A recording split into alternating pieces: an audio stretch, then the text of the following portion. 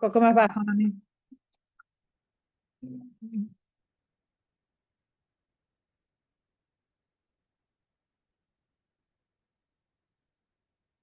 Hello. No completamente bajo, puedes escuchar un poco.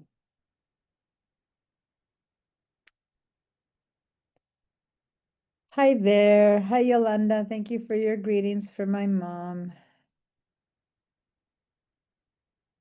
She sends her love back. Hi, guys. Hi. Still in Argentina? I am still here. Hi, Marilyn. Thank you for joining us. I got your message. Don't worry. Thanks for showing up. But if it doesn't work out for you right now, no problem. Okay? All right.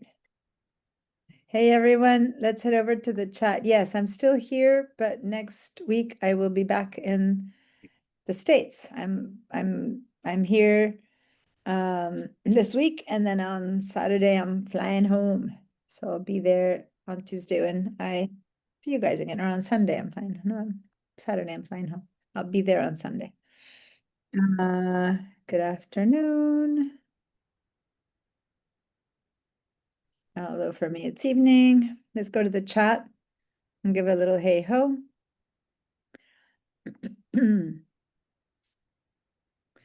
All right, let's see. As people are dropping in. Hi, Ellen. Hi, Molly. Hi. Hi, Mary Ellen again, up on top and bottom. Hi, Yolanda. Hi, Thomas. Hi, Mary. Hi, Marilyn. Hi, Carol. And Harry. And Vera. And Bob. So nice to see you all. And here comes the other Bob, but he can't hear me yet. So I'll say hi to him again. I cannot see myself. I wonder why. I can see you. How do I see can myself? see. So I can see you just fine. All right. Hi, Bob, the second Bob, Bob Burtness and Bob Moran and Vera. I think everyone and hey, Harry, everyone else has been said hi to. All right. How's it going over there with the smoke? In Santa Barbara, is it getting very smoky or? Very smoky, yes. Yeah, my husband, And the car is a the mess. ashes. Yeah, it was showing me the Ashes, in the thick car. ashes. Yeah. Oh, well, I haven't followed all the news, but I hope no one's in danger. I mean, I know things are in danger, but I hope people are safe. Um, does it look like it's anywhere near Santa Barbara or not really? Not yet. Out in the wilderness. It's out. Okay, I thought it was near Santa Maria or something. Anyway, Yeah. yeah, but the wind is going straight down, right? All right. Well, let me see. Here we go.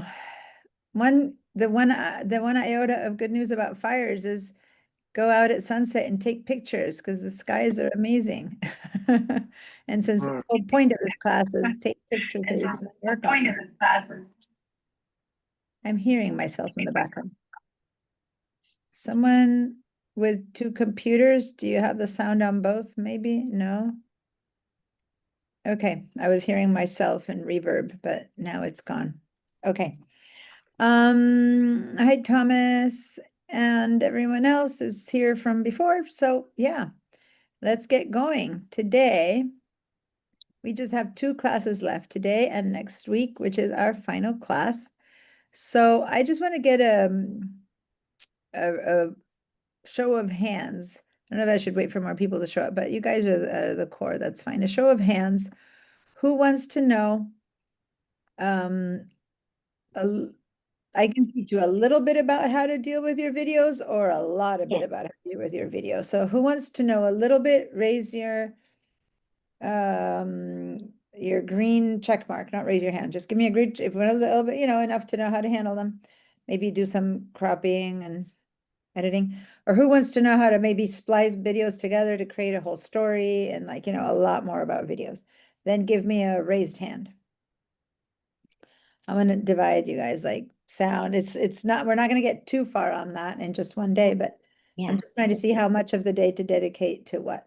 So if you want to know a lot about videos, now just so you know, I'm working on a new class that's all about video editing. But the way those things work, it won't be ready for another year because by the time it's written and then it's presented and then it's approved and then the board and then the state and then the you know, we're lucky if it's ready for next fall, if not next spring. Then I can really delve into video with you guys. But this is just like either a brief amuse Brief, bouche, as they say, or an actual, you know, the whole day of video. So yes is yeah, I want to know something about what to do with videos, and then raised hand is yeah, just give me the whole class on videos. All right. So some people haven't answered, and I need everyone to answer. yeah, come on, answer. Yeses or raised your hands. Everyone give me a vote because based on this vote, Sorry, can you raise your digital hand, Vera? If you can find it, the question raise hand kind of hand. If that's yes, spend the whole day on videos. Yes, and then no for Marilyn, put in a no. If you just want no video information, no video whatsoever, then you give me a no. That's Marilyn. Sorry, I missed the question. No, I can teach you a lot about videos, like the whole class on videos, sound, music, splicing videos together. That's raise your hand, or enough about videos that you can edit the videos that you have. Today we're going to be editing photos. Next week we could just edit videos, split, you know, cut them a bit shorter, longer, but stuff like that, but not mess too much with sound or other effects or whatever. Then that's just a yes with a green green check mark. But do a lot of more stuff to make like a professional video, but like, you know, beginning and titles and editing and transitions and all that kind of stuff, then that's a raise the hand. And if it's just make my videos better than they are, like we're doing with Mhm. photos, and take away some stuff that I don't want and stuff like that, that would be. Now, the reason I'm saying that is because if you want the whole shebang, which is 4 of you guys right now against 1, 2, 3, 4, 5, 6, 7, 8. Oh, now you just turned on your, yeah, you're so 1, 2, 3, 4, 5, 6, 7, 8, 9 are saying no, just handle videos versus 4 are saying give me the whole thing. All right. If we go beyond what the Photos app can do for photos, then you need to download a different app, which is the iMovie app. Well, yeah. iMovie. And if you download the iMovie app, then that's when you can, you know, add effects and sounds and voiceovers and transitions and beginnings and endings and fades. That would be the iMovie app. With the Photos app, which is what we will do at the beginning anyway, is editing them like we're going to edit today all our photos, but on top of that, you can cut them shorter or longer, but you can't splice 2 or 3 videos together. For that, we need the iMovie app. So that's a bit the difference, but where to organize them, how to put them and stuff like that, that will be that would be the iMovie app. And in fact, if you guys look at the chat, Thomas said, hi, hope you will teach us about the new cleanup feature on the Photos app. So yeah, there's more and more to teach on the Photos app, which is why I'm having less and less time for the video portion of it. There's Mhm. never much anyway. But now it's becoming even less because of so much there is to teach you on the photo side. And that's why we're creating a whole class for just video Mhm. editing. So anyway, at this point, Yeah. here's your homework. Your homework is take some videos. Some of you never take videos. So make sure to go out and take videos. And in case we can get around to the multiple videos that 4 of you guys are raising your hands for, worst case scenario, I'm going to show you a way to do it in the Photos app with the slideshow feature. Then take some videos, like maybe you walk around a park or a garden or your garden and you take photos of some flowers, then you take another one of the other flowers, and then you take one of the approach to the flowers, and then when you put them together, you have this little you know, 3 or 4 videos that match to put them together. Maybe you talk about your flowers in your video, who knows, stuff like that. And I'm going to show you how we can do that in the Photos app. And then if we want to go much further, we can do that in the iMovie app. And at this point, between the votes and the time I have left, especially if we want to talk about the cleanup feature and stuff, then we might have to do it just in the Photos app. So, but for those of you who want to know more, go ahead and ahead of time, download the iMovie app. And iMovie app is, I have it here on my dock. It's this little purple star. And if you don't have it in your dock, which you probably don't, then go to your applications and look in the letter I for your applications. And if you don't see the iMovie app that I do have it, then you need to go to the App Store, and it's free, but you need to download it. So you can go to the file, go to the App Store, and then search for iMovie. You'll go to the App Store and you'll do a search here for iMovie, and then it's and then that's the one. It's the purple star. Don't get any other kind of editor, just that one. And it'll say get. It won't say open. If you don't have it, it'll say get. You just get it, it downloads, and then you'll be ready to use it. It's free. It's an Apple app. Okay. If you don't have it, that way you're ready if we can get around to it. That said, I have a feeling we will be doing everything we can with video editing on the Photos app, which is quite a bit. Okay, so I'm going to clear your feedback now. Thanks for your voting, for your answers. And what I need us to do now is, hold on, I have, this app is set for, here we go. Let's go into the Photos app. I was using it earlier, and let me open the Photos app right here. Okay, so today you had some homework. Who remembers the homework? Homework. What was today's homework? I You know had I to- did. I remember I You did had it. to make some, what's that, Barbara? Oh, some albums. You had to make albums. You had to make albums, ideally folders that contained albums too, so that if you end up like with 25 albums, maybe you want to start condensing them into maybe another, so like condensing them into 5 or 10 albums and so on and so forth. Some of you might have 150 albums, condense them down to 20, right? But some of you are just beginning with the whole concept of albums. Then maybe you create a structure, you know, that you're someone who travels a lot, maybe put a folder called travel, and then sub albums of, you know, Turkey and Egypt and Paris, you know, whatever, just, but again, you can go to the maps section to find photos of Turkey or Egypt or Paris. The idea of the album is you save the ones that you think are the best. So I've spent every free time I have in between classes or whatever, one of the things I'm doing, I've got my computer here and I'm showing my mom all the photos of this trip. I just took 6 weeks of a trip in Europe, and then I spent another 2.5 weeks across New York State and on a bicycle. So it's been a very amazing, hectic summer.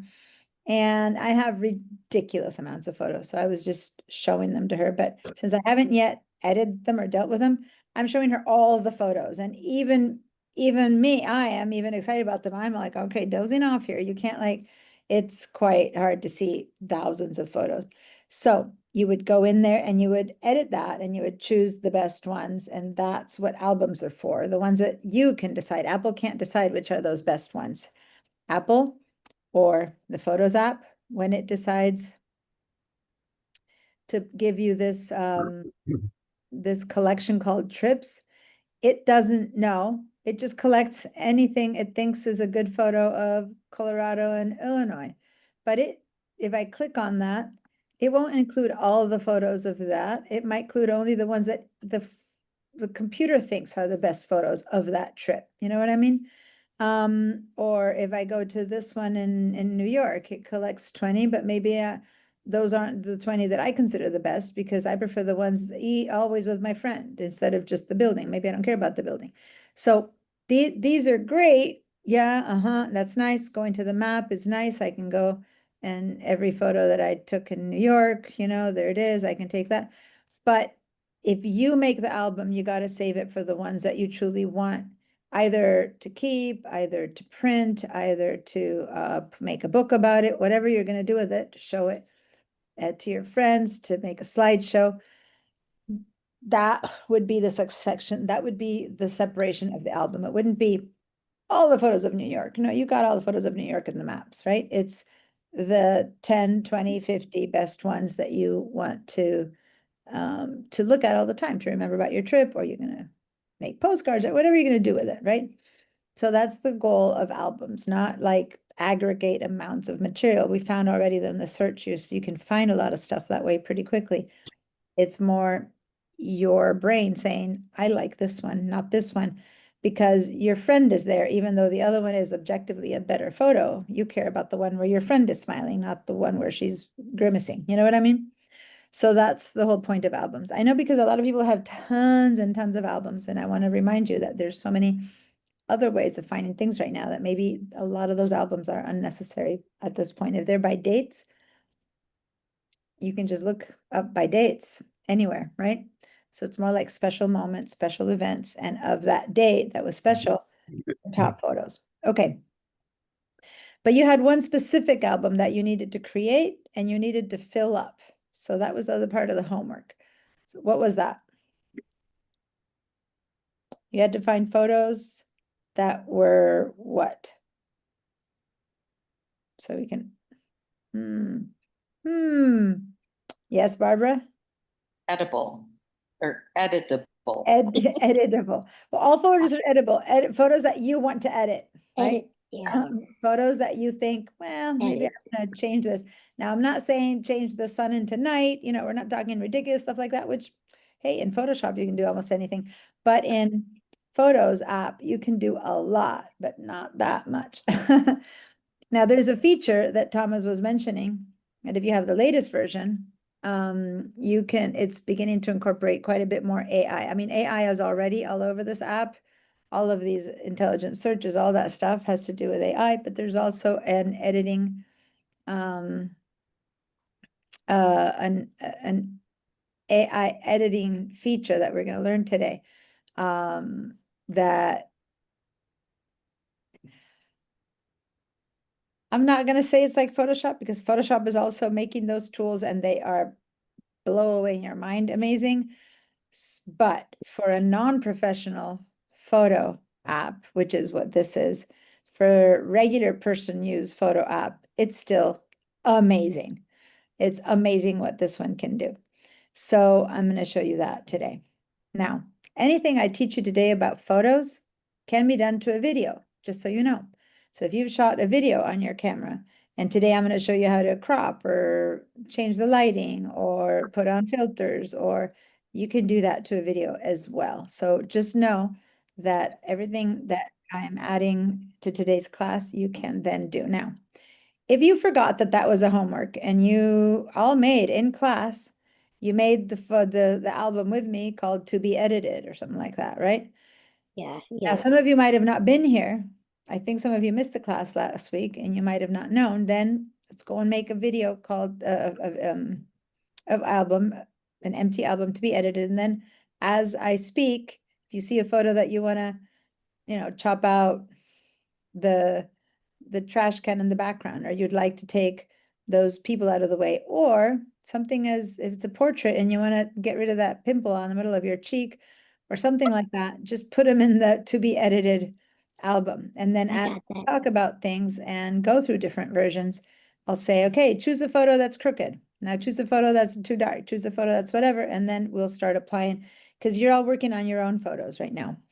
Now, very important, any changes we make on a photo are not permanent. So don't worry about ruining a photo.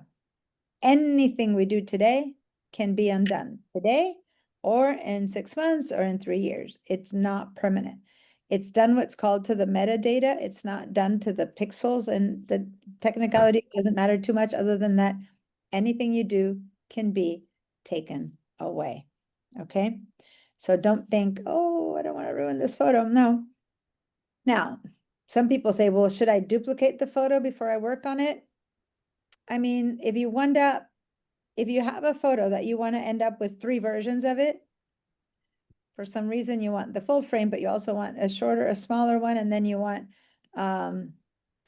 one where everything is dark and only one part is light, something like that, then you want 3 different versions. Then that would be a reason to duplicate it or triplicate it, you know what I mean? To then work on them in different ways. But that's kind of rare. Most of the time we're trying to fix it, it's crooked. Do you really want 2 different crookedness fixes? Hopefully one crookedness fix is enough, right? Then fix the photo that's crooked, make it straight, and that's it. You don't need to refix it. You know what I mean? So anyway, we're going to be working on the photos. We're not going to be doing duplicates. Now, as I said, if you want 2 end purposes, then that would be a good reason to make a duplicate. But guess what? You can duplicate it at the end. You've edited a whole photo. You've done a whole bunch of changes. Suddenly the sky is orange instead of blue. And now you go, God, I wish I had one where the sky was pink. Well, you can duplicate that edited one, get rid of the edits that you made, and then go back and make it pink. So it's all redoable. Everything we're doing does not stick forever and ever to the photo. Does that make sense? Meaning it sticks with the photo, but it is never, you can't ever, you can always repent. Let's say you can always say, oh, let me do this again. Let me do it better. I don't like it now. I want it to be different. You can always go back and do that to any of these photos. So that said, hopefully you're lost any concern or fear now of what if I ruin the photo? You can't, you won't, because if you ruin the photo, you can unruin it in a touch of a button, literally. So let's go ahead and get started with some editing, okay? Now, if you didn't put too many photos in there and you haven't yet edited too many photos, put too many photos in your to be edited app, then don't worry. You can keep, hovering around stuff, and then you suddenly get to one and you go, oh, maybe I should do it to that one, just drag it in there to be edited. Now, if you didn't even do that album to be edited, then go ahead and choose something right now, right? You don't even need to choose it right now. If you, with nothing selected, go to the albums, click on the plus sign, but with nothing selected, because say you don't know which one you should work on. So if you know you want to work on this one, select it. But if you don't know, you can have nothing selected, go to the word albums, click on the plus, choose the word albums and call that one for editing or to be edited or for editing purposes or edit these or whatever you want to call it. And then as we are working on stuff and you find one that you want to edit, just drop it in there. And there we go. Now you've started your editing album. Now I already had one, so I'm going to grab this and put it in there, and I'm going to get rid of this one because I don't want to have 2 of them. I'm going to delete that album. But hopefully by now you guys have put your stuff, and you'll continue to put your stuff. And now the albums here, once you're inside an album, you can move things around just fine. We've talked about that you can edit them wherever you want. Same with here under the albums feature. I can grab the to be edited and put it at the very top. I can bring summer holidays and put it at the bottom. I can put flamenco singers inside of my trips, okay? So this is all like, you can put them wherever you want. I'm going to put my to be edited album on the very top of the albums feature so that I can have them handier, especially those of you who, when you make a new album, it appears at the very bottom and you've got like 55 albums, then you might want to just drag it up to the top.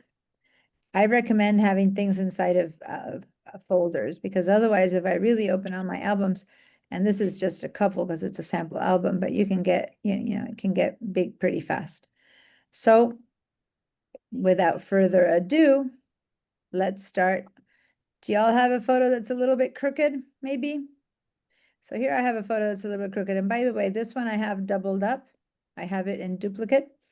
And, the other day I had some duplicates that I deleted, other that I left because I want to be, oh, by the way, on my real album, my real photo album, I was showing my mom the photos and I noticed that there's a whole section of my trip, and I'm trying to figure out when that happened. I was doing some downloading. Anyway, the whole point is that I found I had like 2,000 duplicates on my real photo album that I've always kept it pretty clean, like in my computer with my photos from the trip.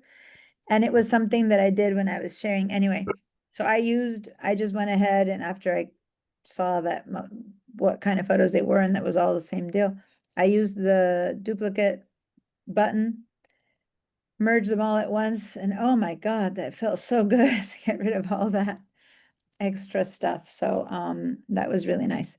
But here in this sample album that I keep, I have two of the same, and here I have two of the same, and have quite a few that are two of the same. Notice that one is nothing here in the little sky, and this one has a little tag shape and a little location shape. So even though these two are the same photo, one has been tagged and one hasn't. So on this one, I added a location feature to it and a keyword. So one thing that I would like to add to our classes, if we don't do the full-on video editing, is to add a bit more information about keywords. I'm going to open my info window. Hold on, it's hiding behind Zoom. Here we go. Open my info window, and I need to put my chat here. By the way, can everyone make sure that you've gone to the chat and you've given a little hey ho, hello, and all of that. So this photo has recognized two people. It also has a keyword here, and it also has a location on it, and the location is Arroyo Burro. I am having a hard time talking today. Arroyo Burro Beach, County Park, Santa Barbara, California.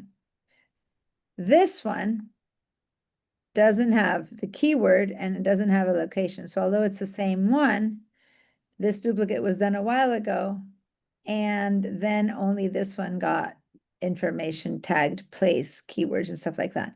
So if I were to join them, they don't appear as exact duplicates. They appear as duplicates, but that may have some information that's different between them and that kind of stuff. And that would be an example. And it's just in the metadata that it's different. The photos themselves are the same.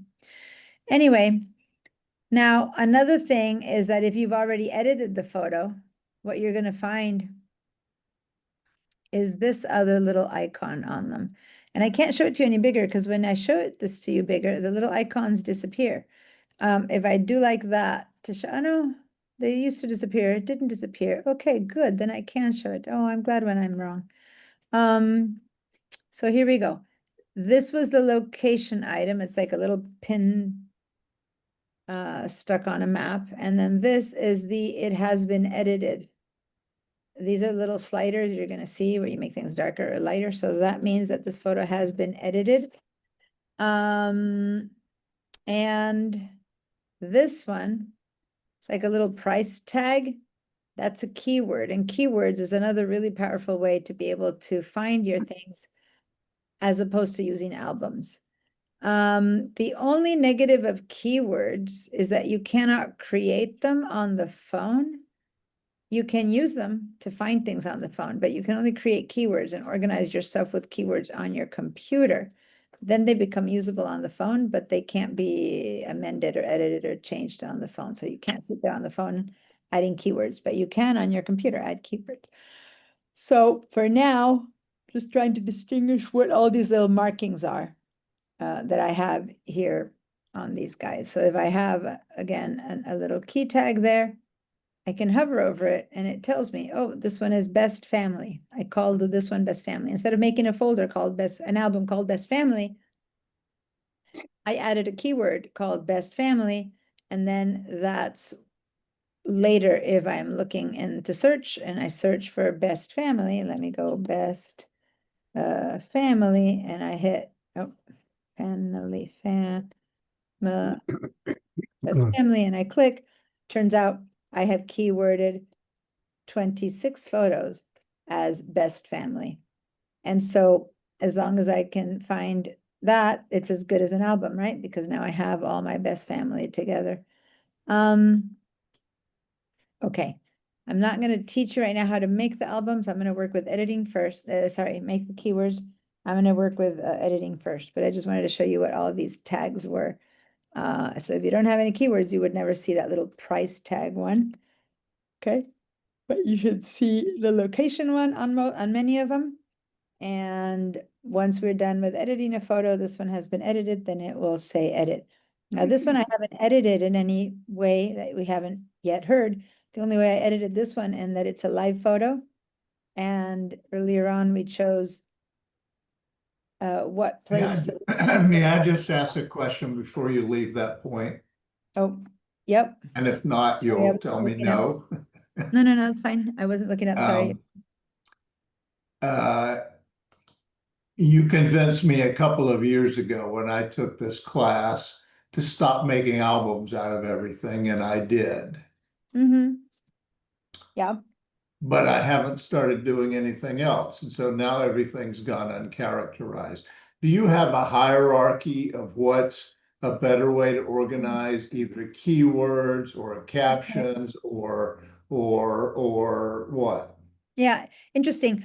I hope I never said, don't do albums. I just didn't want Well, everyone to make stop albums. putting Like, everything when in you an get to the album. place of having 1,000 albums, they're hard to handle because, like Yeah. ideally you'll be using your albums for more specificity than just But everything. I think that was all that was available when I started making these, 10 years ago. But now there's something called keywords. And the keywords is another way of organizing things that is very powerful. And it's metadata, and you can just label a photo. For example, I'm going to share again. And again, I just want to explain it, but then we will do it. I just want to do editing first, and then we'll get into keywords. But say that I call this one flower.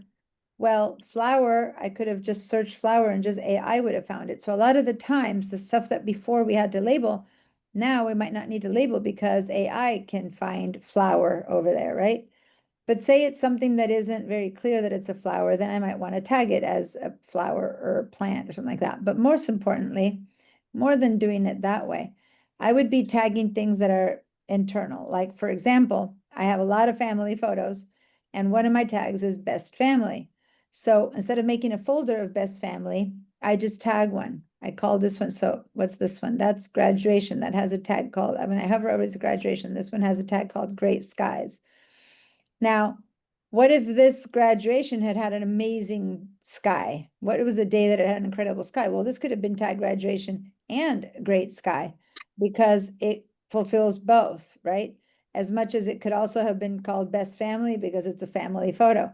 So you can have as many tags as you want. Now, what do those tags or keywords help you with? Is because later when I look for great skies, any sky I've tagged as great will appear, including this one that's also in best family, and it's also in graduation, but it happens to also have been tagged great skies, so it'll appear in my search. Does that make sense? So So then keywords is the way to do it. keywords, Captions or titles. and this is when I really began to decide that sometimes keywords were a bit more efficient than albums for some, depending on your needs, right? But for some things, keywords were great. I helped someone who was very deeply into genealogy, and she had divided into albums her family, but then she was like, well, this person goes with this family, but they also go with that family. And then when they grew up, they went with that family because then they had their own kids, and then when theirs were their and then they were a grandparent, and it was becoming really muddled with albums. So what we just did is we had tagged by family last name, and then we had them tagged by time and age and relationship. And so then whenever we'd come across, this person was, for example, Smith, and these were the Smith children, and that was the wife. So she had originally been a Jane Doe, but now she was Jane Doe and Smith. So with keywords, we were able to like mark that lady as Smith and Doe because now she was both, but then the kids were only Smith. You know what I mean? So it was a way to be able to, if I look for Smith, she would show up in this photo, even though she's the only Smith in there. But the photo would be in the album of the Does, right? Or whatever. So it's a combo. You kind of learn both systems, and then you figure out what your like if you have 4 main family last names, maybe you have 4 big albums with those big format names. And then inside of that, you have the nuances of who those are. You could put those with keywords or something like that. Or you can just go everything with keywords or everything with albums. It's a choice. I find that a combination of both seems to me the best solution. Now I'm speaking about that without showing it to you because I was going to start with editing. So that's why I'm like torn because I've spoken so much about it. Maybe I'll give you a little bit of keywords first and then we'll go to edit. Hold on. while I talk about keywords, why don't you all keep, if you scroll around stuff, finding things that you want to, 1 second, I see your hand up, Barbara. Give me a second. While I work on keywords, as we scroll around trying to find some keywords, if you see a photo that's too dark, too light, the sky looks gray instead of white, the horizon is crooked, keep dragging them into the to be edited folder. That way, when I'm done with keywords, we're gonna work on with the to be edited photos, and then we'll start editing the photos, okay? So yes, Barbara, I just have a quick question. So the keywords that you put in the metadata is a tag. they But show they're called keywords, but they show up physically. They look like this little tag right there. Like this looks like a pin. This looks like a Right. little price tag. okay, because I would have thought that that tag meant you named it or you Nope. whatever. Yeah, exactly. Okay, So that's what it's that means. just that you So have if the I click name on, on it. so if I bring in the info to this photo, right? And so if you look at this photo right here, I have it named Skylar. I have it named Skylar. It has a location. And it has right here something called 5 stars.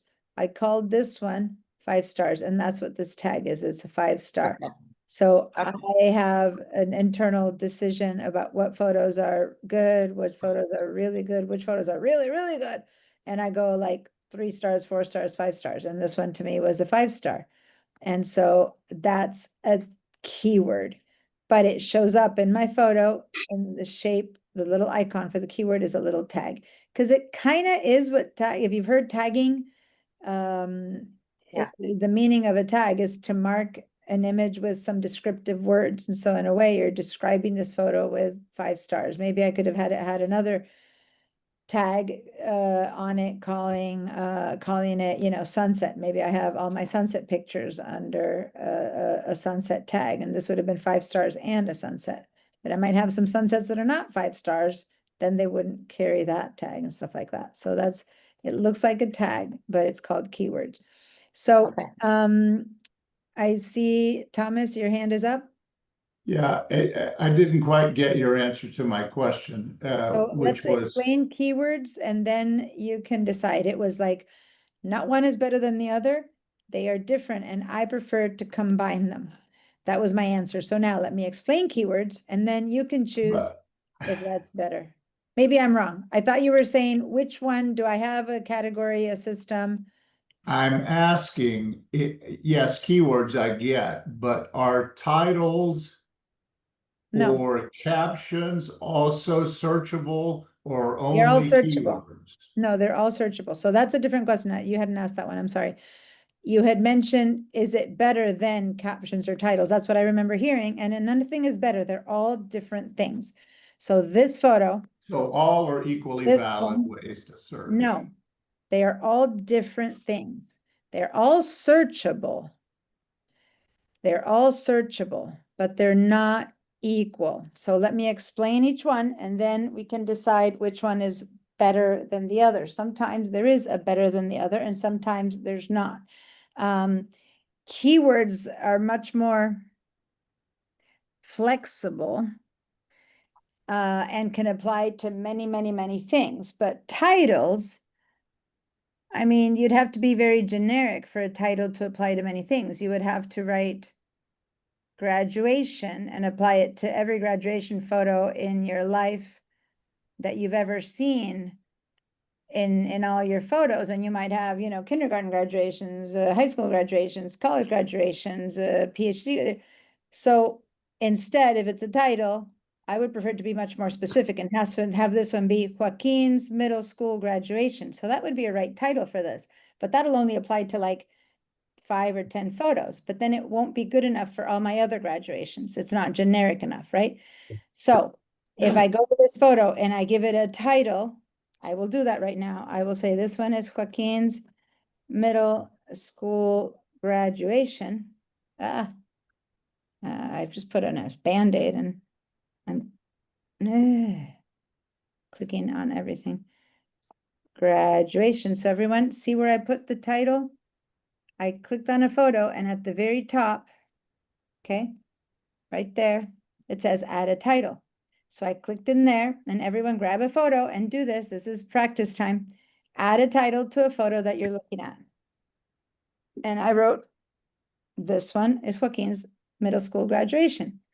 Now, that might work for 5 or 10 photos I have of his graduation, but it's not generic enough for anything else. So what titles are pretty specific. Now, what did it do to have me write the title in there? And this is specifically to Thomas's question. It means that if I find this, that I want to find this photo now, I'm gonna back out, say that I'm somewhere else. I'm, you know, who knows, I'm down and, you know, I'm up in the library and I've got 2,000 photos. I can go to my search and I can search for any of those words. I can search for the name middle. Of all those words, the word middle is the only one I'm searching. And guess what? Here that photo appeared. Why? Because that word was part of the title. Does that make sense? Mm-hmm.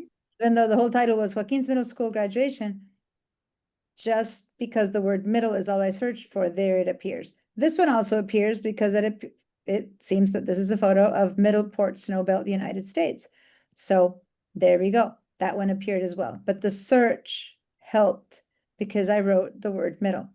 Of course, I could have remembered the whole title and written it, but a lot of times we don't remember the whole title. We just remember one word.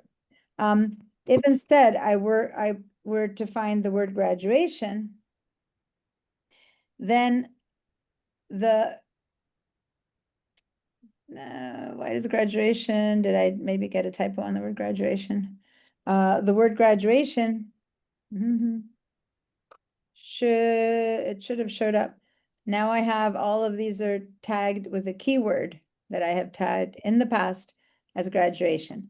So that one, middle, should have shown up. That's interesting because it said graduation, but see how it didn't show up? That's weird. I would have expected that it had put the word graduation, it would show up. Maybe because the keyword overrode it. Anyway, overrode it. Anyway, now, whoops, I forgot. I lost the photo. I need to go find it again because I did want to continue with that photo. Okay, so here's this photo. Now, what else can I write on this photo? I can also add a caption. See down here?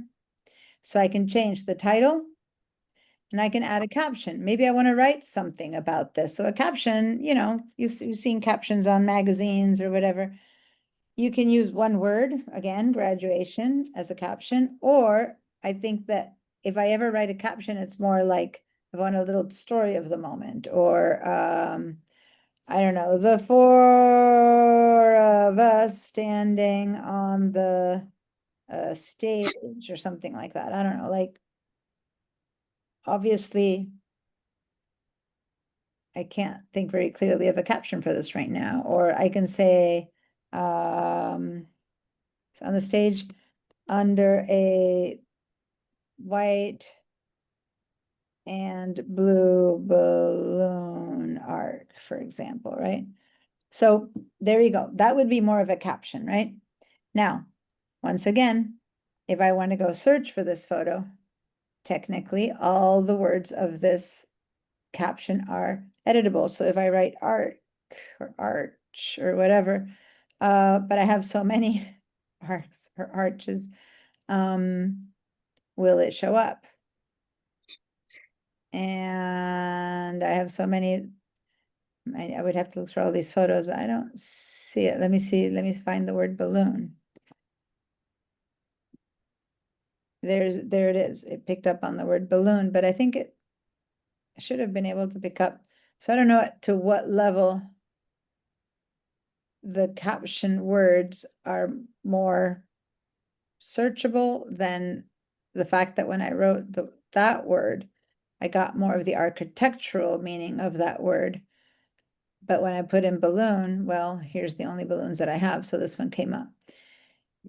I don't write too many captions on my photos. I know that like people who are good at journaling or scrapbooking or whatever, that's exactly what it would be, I miss that. Sometimes I wish I had more of a story around my photos, just remember the moment, you know, things that happen.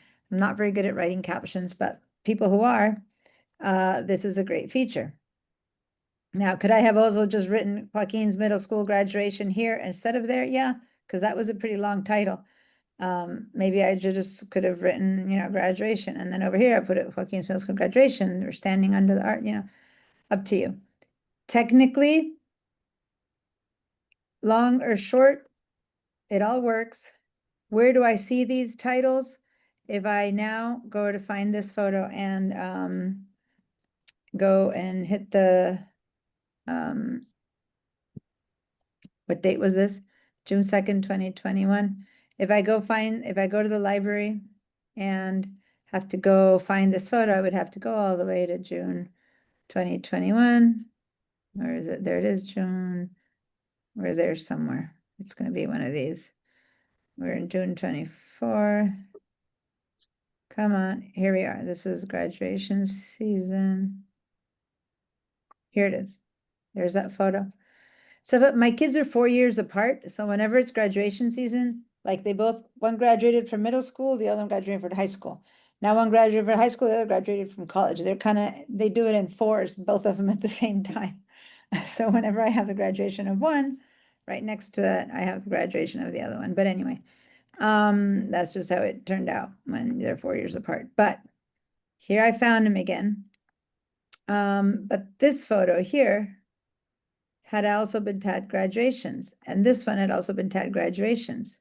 This one had been tagged graduations. Now this is this is the middle school graduation, and this is the high school graduation, right? But they are both sets had been tagged with the keyword graduations. So if I were to write graduations, then they'd all show up at the same time. Now, where do we put these keywords in? Let me share my entire window for a second. Oh, entire screen. There we go. At the top of your screen where it says photos, next to the apple, it has to say photos. So photos has to be, you know, in color. If you have the Finder window, it won't work. You need to click on the Photos app so that it's active. Then under Window, there's something called Keyword Manager. So let's open the Keyword Manager. And here it is. This is the Keyword Manager. Now there's two ways to do keywords, and I'm going to show you both ways. So one way, I'm going to move the Keywords Manager aside for a second. One way was the same way that we just did that whole title and how we did the caption. Say that I want to keyword this photo, right? This photo, dirty hands. This was also a photo of dirty hands that got dirty after having painted. This was that the first Imaronari when it was COVID and we didn't really get to do it. And my son always makes Imaronari paintings, and so each artist had to make it in their own driveway. So this is my driveway and this is Imaronari. So at the end of this painting, when they were doing this painting, then let me just make this a bit bigger. I took this is the process of painting it, and then at the end there I photographed the dirty hands. Okay, so it's all part of the same moment, right? Even though that's the chalk painting, this is part of that. So I could select all of them or one at a time, but right now I'm going to select all of them. I'm going to go from the first one. Okay, this was the beginning of that.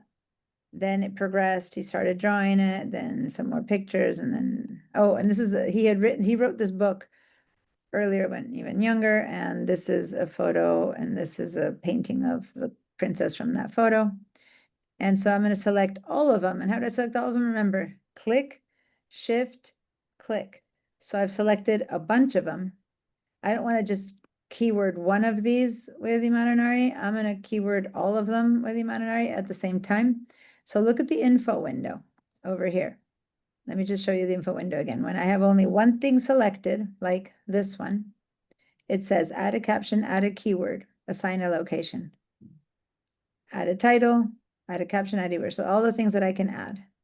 Now, when I add a keyword to this, I can create a keyword that doesn't exist. So I look at my group of keywords and I look at them, and if you guys don't have any, I don't see any here that says Imaginary. I don't have an Imaginary keyword yet, right? So I go ahead and I select all however many, 12 photos. And now my info window is tiny because there's various times and dates and whatever. So it just shows me various titles, various captions, assign a location. So I'm going to go ahead over here and I'm going to create a tag that doesn't exist yet. I'm going to write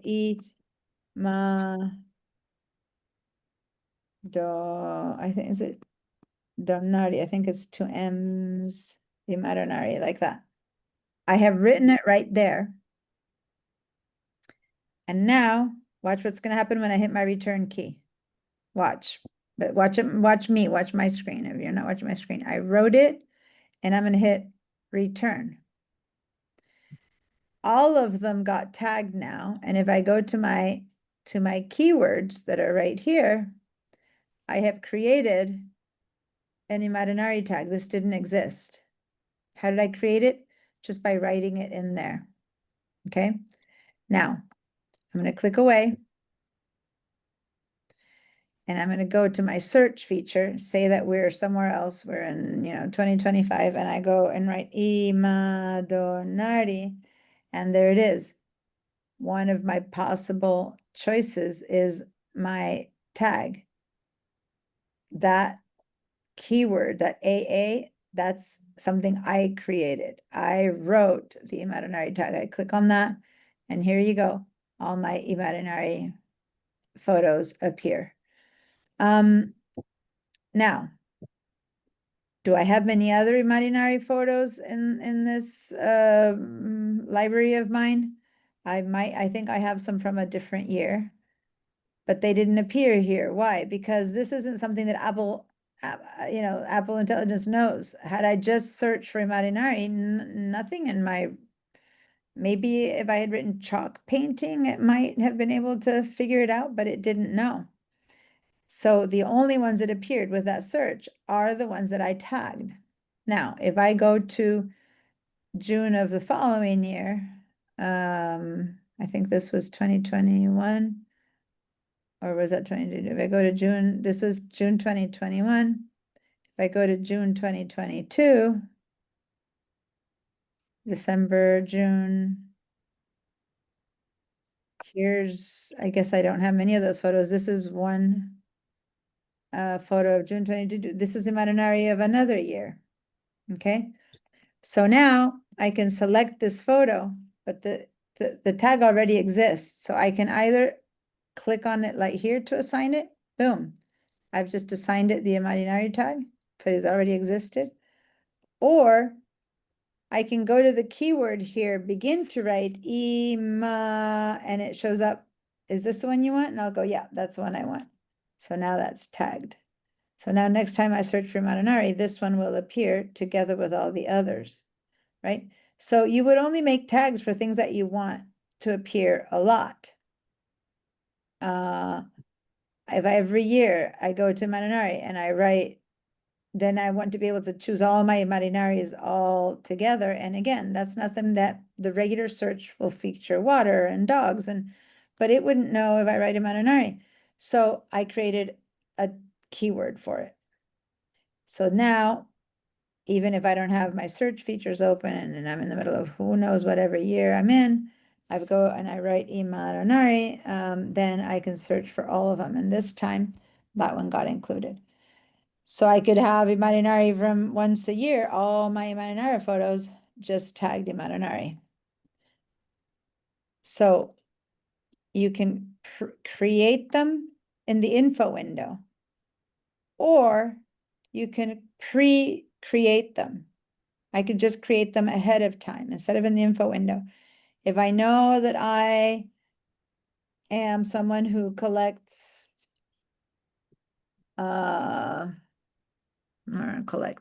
takes bazillions of photos of plants. We had someone once who did a lot of birds. So they had tons of bird photos. So if you just put the word bird, it doesn't help. But they went in and they created in the keywords. Okay, so everyone, if you have your keywords thing, open it up. If you don't remember how I got it by going to Window, Keywords Manager. And then in here, you go edit keywords. And here you have your whole list of keywords, right? So now you can create all the keywords that you want. So I'm going to click on this little plus sign and I'm going to create, you know, if I'm a bird lover, I might write cardinals. Then I'm going to go plus sign and I'm going to write, I don't know, owls. I don't know, I'd probably be specific owls or robins, right? Guys, I don't know anything about birds. I don't know why I give examples that I know nothing about. You know, I would pre-create all these tags, right? I don't know, finches, whatever, finches. So I've pre-created them. They all exist, right? And then when I am oh, look at there, peacocks. I didn't make one for peacocks, but I have 2 peacocks here. So I'm going to create this one on the fly right here. I'm going to add a keyword and call it peacock. Hit return. I've created that keyword. If I go to my keyword manager now, it'll add peacock. Now let's say that this here is an owl. So I'm gonna start to write owl and I'll tag it with the owls tag. What if this is a robin? Since I have pre-created these guys, all I need to write is raw and robin appears, right? So it's easier to tag. Or if I'm in the job of tagging, then I can leave this open. And then I go over here and I go, oh, there's a finch. Here, let me go find my finch. And they're alphabetically ordered, right? So let me move it over here. There's my finch. Oh, there's my, I don't know how many birds I put in here. Here's my cardinal, right? So I just use this to tag them, or I use the info to tag them. You can create them ahead of time. So this woman went ahead and put all the last names of all her different family branches and names, and she just she made edit keywords, opened up the keyword manager and added each one of all the names of all the people that are part of her genealogy thing. And then every time she found one, so once again, say that you find a group photo with a bunch of people, you would go over here and she would go, oh, there's a Smith, there's a Black, there's a, you know, Walters, and there's a whatever. And so she would just tag. She would write Smith and Smith would appear.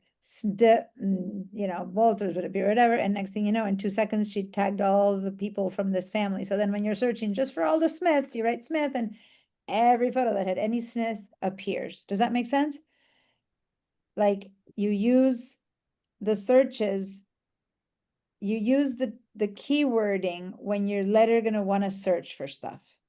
So what you create, so back to the first question that you asked Thomas, what you create in here is completely dependent on what your photos are and what you're interested. So this woman wrote, you know, like 15 names in here. And then she started looking at her photos and it was so quick. She'd be like, oh, these are those, these are those, these are those. There's one of each in this family. There's one of those. And she would just tag. And then it was so great because instead of albums, she would just go to the search and would go, okay, right now I want to see all of my Walters, Whiting Walters, and photos from the whole library would appear. As long as there's a Walter in it, it would appear. Does that make sense what I'm saying, you guys? Yeah. Instead of having an album for Walters, an album for Smiths, an album for Does, and then they're all mixed up and completely, you end up with like 20 albums per family. So when she first asked me for help, she had like 200 albums of families and they were getting so confusing. And so we just tagged them all up this way with keywords. And then it was heavenly. There. You could just look for that. And then another set of tags she did, she put like 19 or 1870s, 1880s, 1890s, 18, you know, like she would one per decade, 1900s, 1910s, 1920s, and then she'd assign a date-ish to all the photos of that date-ish. And then she'd say Walters 1920s, and boom, then only Walters of 1920s appeared, not Walters all across the spectrum, right? So you can do searches like that. All right, that's a ton of explaining. Now I want some practicality. Who made a keyword one way or another? Okay. Remember I said, please do this. Select a photo and add a keyword to that photo. That might help distinguish it. Find it from anywhere. So here I have a photo. I really love this photo of me. I don't know why. I really love this photo of me. And I'm going to tag it angel wings. Now, will I find, I'm going to say, I want to tag it angel wings. Would that make sense as a keyword, you guys? Now, this is a thought, this is a question. I showed you let me show you the photo again. Which one was it? Here. So this is a photo that I really like. And I'm sitting on a bench and there's wings. Would it make sense to add a keyword that says angel wings? Yes or okay, I'm going to clear your answers and I want a yes or a no. If you've been listening to the whole explanation, I want to know if you think that this is a good keyword. Yes and no's. Yes and no's. Someone's got the TV on or something in the background, or someone's talking. If so, can you mute yourself, please? I think Mary, it might be you because it keeps lighting up. Let me mute you. Okay. Mary of F. How do you pronounce it? Öfling. I got it. Öfling, Norwegian, or who knows. Okay. So some people aren't answering. Guys, yes or no? It's very simple. Would angel wings be a good keyword for this photo? And I want to know if the concept of keywording got understood with this question. And it's okay if you get it right or wrong, but I need you to say yes or no. Right now, only 1, 2, 3, 4, 5, 6 people have 7, now 8 have answered yes or no. The rest of you are waiting. So Thomas, Yolanda, Marilyn, give me a yes or a no. Okay. All right. In my point of view, if you said no, you're correct. No, I'm still Because looking. I don't have any other angel wing photos. So I could caption it angel wings or I could title it angel wings, but keywords is for something that you might want to find across the spectrum. And I don't have any other angel wings. Now, I didn't tell you that. Maybe you didn't know that maybe I'm one of those persons who goes, there's murals of angel, a lot of people pose behind. Maybe I have 10 angel wings and this is my 11th. Then it would be a good keyword. But I know, and I didn't tell you that, so I should have, that this is my only photo with angel wings. And so, yeah, this is good for a caption or a title because then I can search for her, but I'm not going to be tagging a lot of photos, angel and angel, versus I am going to be tagging a lot of photos by the name of the different genealogy because I'm going to have people from all over the place. Does that make sense, you guys? Yes. Right? So it's just a little thought experiment of when would you use it?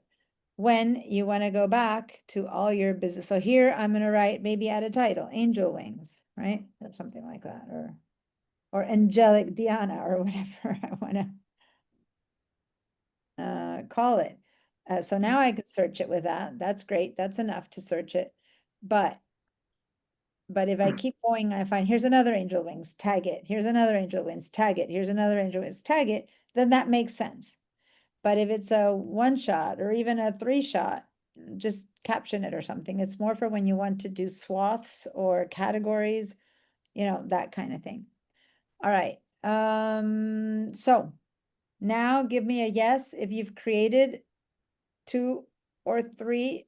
Let's create at least 3 keywords, and I would rather want you to create them 2 different ways. One, by going to manage my keywords and write one ahead of time, one that you know you will use. If you're someone who paints watercolors, and you take pictures of them all the time, you have them spread all over the place. You've been painting watercolors for 10 years. So you take a picture of it, then you take pictures of your trip, then you take a picture of your next painting, then you take a picture of your dog, and next thing you know, you have watercolor paintings along the years in the midst all over the place. Well, then make yourself a tag, a keyword called watercolors, and then whenever one of these is watercolor, you select it and you give it that shortcut, not that shortcut, you give it that, say this is watercolor, boom. Oh, here's another watercolor, boom. Oh, here's another watercolor, boom, right? Because, oh, here's that one, boom. And so now it was easy to call all these watercolors, see what I mean? Because I had them right next to me. So then I'm like, oh God, this photo is amazing. Let me go and call it best of the trip. So I'm going to select it and call it best of all trip. Now notice, and this one I did on purpose, I have best of all trip and best all trip. I have best all trip, best all trip. What's the difference between this one and this one? Can you tell? Let me see if I can share just this little window. No, I can't. I have to share the whole thing. Maybe just this little window makes it. Can you tell the difference between this best all trip and this best all trip? Maybe it's easier here in the edit keywords. One has an uppercase B and one has a lowercase b. And as far as the computer and the best all trip, B-A-T or uppercase, this is best all trip lowercase. As far as the computer is concerned, these are two different tags. So be careful. If you have two tags that have the same amount, if you have two tags that are, how do you call it? Repetitive, that you just typed them differently, you might be in trouble. So you want to clean it up, delete one of them. And when you delete it, it'll go, so I'm going to edit keywords. How do I get rid of the second one? That one, I go to the little minus and it says, are you sure you want to remove the selected keyword? There's 6 photos that will have their keywords removed. I'm like, yeah. What can I do? Sure. Okay. But then from now on, I will only use one. So try not to have repetitions or anything that you won't use, because once you take it away, you kind of have to find those again that you called best. They're not under best anymore. Does that make sense? But if you, what I could have done before I deleted it, which I already deleted it, is first do a search of my best all trip keyword and then retag them with the big name, the big uppercase name, and then delete them. But that way I don't have to refine them. Okay, so now you have had time while I kept talking. I only see 2 people who said, yes, I've created 3 keywords. If no one has created keyword, remember the other way of creating keywords was just by writing, you select a photo and you write it under add a keyword. But say that this was a bicycle keyword. Bicycle, let me just put it with uppercase. Bicycle. I finished writing it, and to create that keyword, I need to hit the return key. That creates it. And then now here it is. Now I have the bicycle keyword available to me. So there, that's also bicycle. Put bicycle. And as I said, that's also a bicycle. Put bicycle on it. So then next time when I look for bicycle, then all those 4 bicycles will appear. This one's also a bicycle, and put bicycle on it. So that's an easy way to tag them. Keep tagging, making some keywords and tag them. And then meanwhile, I'm answering some questions. By the time I'm done answering these questions, hopefully you have all created at least 3 keywords, either by adding them in the info window and hitting return, and then by looking up to make sure it's in here, or by clicking edit keywords, clicking this plus sign, untitled, and writing it right there. Okay. And what I just wanted to say that one way I use these keywords is I like to have my 3 stars, 4 stars, and 5 stars. Because the heart seems too small to me. Everything is a heart. It's either not a heart or it's a heart, but there's photos that you like but aren't the best. So I have in my real life, I have 3, 4, and 5 stars. If it doesn't even merit a 3 star, it's just a photo and you can throw it away or it's just not important. But for many photos that I really like are 4 stars, and then only the absolute top, which, you know, you got to get lucky to get an absolute top. I would get a 5. So 3 is pretty good, 4 is very good, 5 is excellent. And then everything under that is just, you know, photos of things that I want to remember. That's great. I'll tag them with other things. But that helps me from 20,000 photos. It helps me find, you know, 200 or 20 or 5, you know, of what I amongst all those photos when I really consider them a 3, a 4, or a 5. But Barbara, So I have Monterey as my last, keywords, all of that is on Monterey. That's is always not, right? keywords No, is it's, in Monterey. Yeah. I Keywords have didn't been there see it. forever. And it's, you can't do it on the phone, right? No, the phone only works for you. I can search. I can pick up my phone now and search for 5 stars, or I can search for what did I just write? Finch or owl, and it'll come up. So I can tag them on the computer, but I can't organize nor tag nor create them on the phone. But they So work how do I the find same, those on Monterey? same exact place. Want to share your screen? I'll show you. Same exact thing that I did here on Monterey. The keywords thing has been available since the very beginning. Go ahead and share your screen and I'll show you.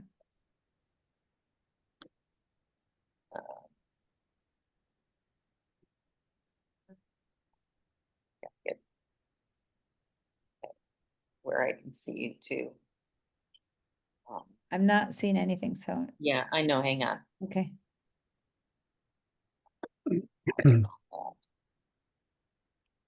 Um, I don't, Either I'm on be the same making, give you, computer. once you've made your keywords, give me a yes. So by the time I'm done with all, with the 2 people with questions, I have to have yeses from everyone. If you're in trouble, you can't figure something out, then you should have raised your hand. But I want everyone to create at least 3 keywords, and ideally keep working, make more, and then you'll have more questions, because the more you make, the more you'll go, is this a good keyword? How did I do, you know, keep asking me. When you get a chance, could you repeat the path on how to get to quick group?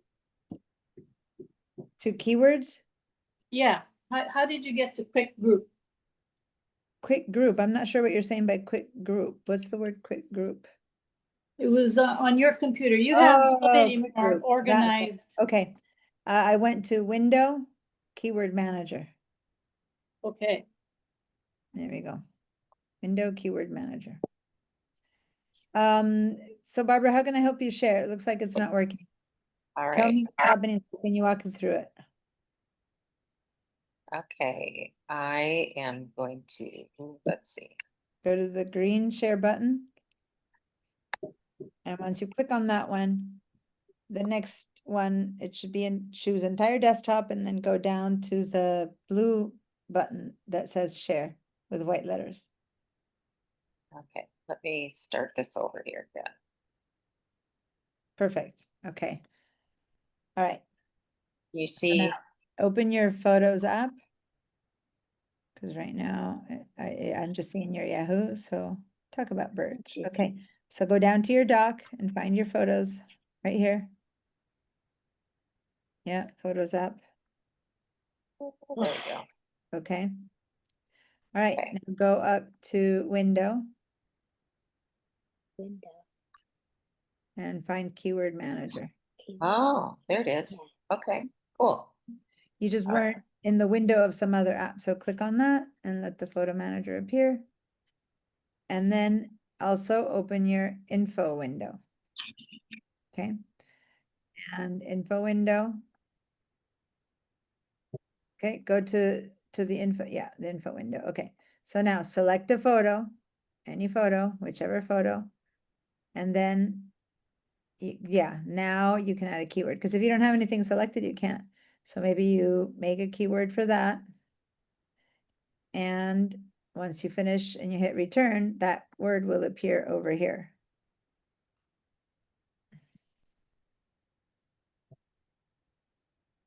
And now hit return. Good. So see how Japan trip appeared over here? Yeah. Okay. So now a different way of creating keywords. Or should that have been No, that's fine, because Title. bound deer is specific to this photo and it doesn't apply to 20 photos, but Japan trip probably does apply to 20 photos. Does that make sense?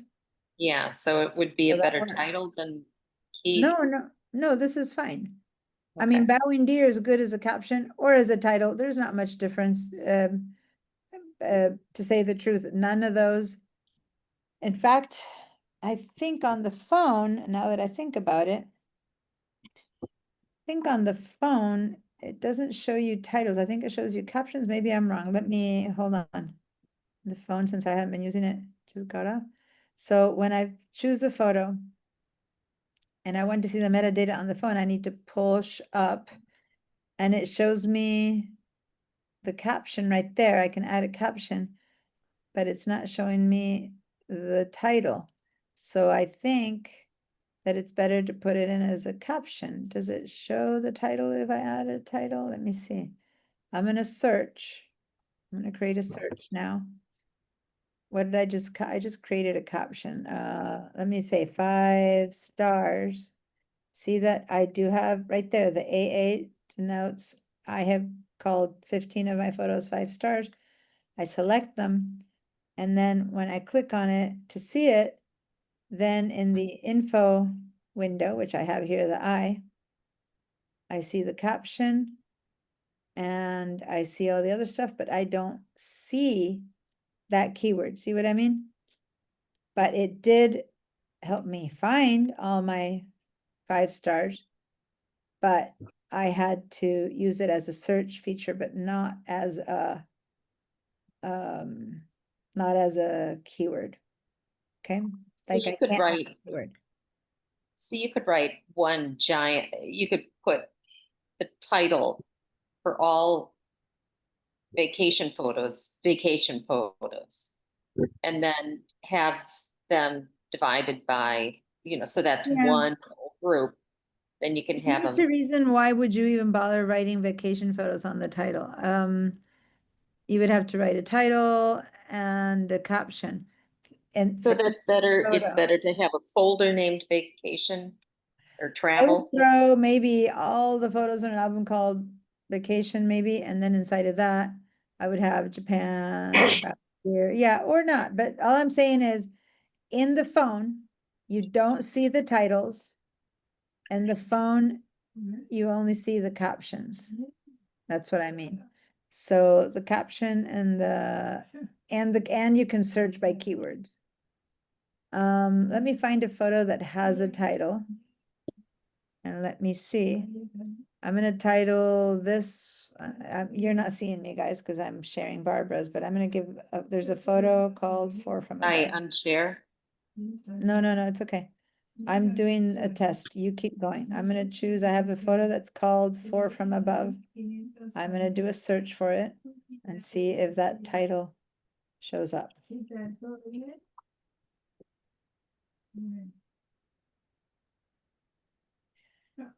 Okay, actually, I will stop your share and share mine now. So guys, I just went,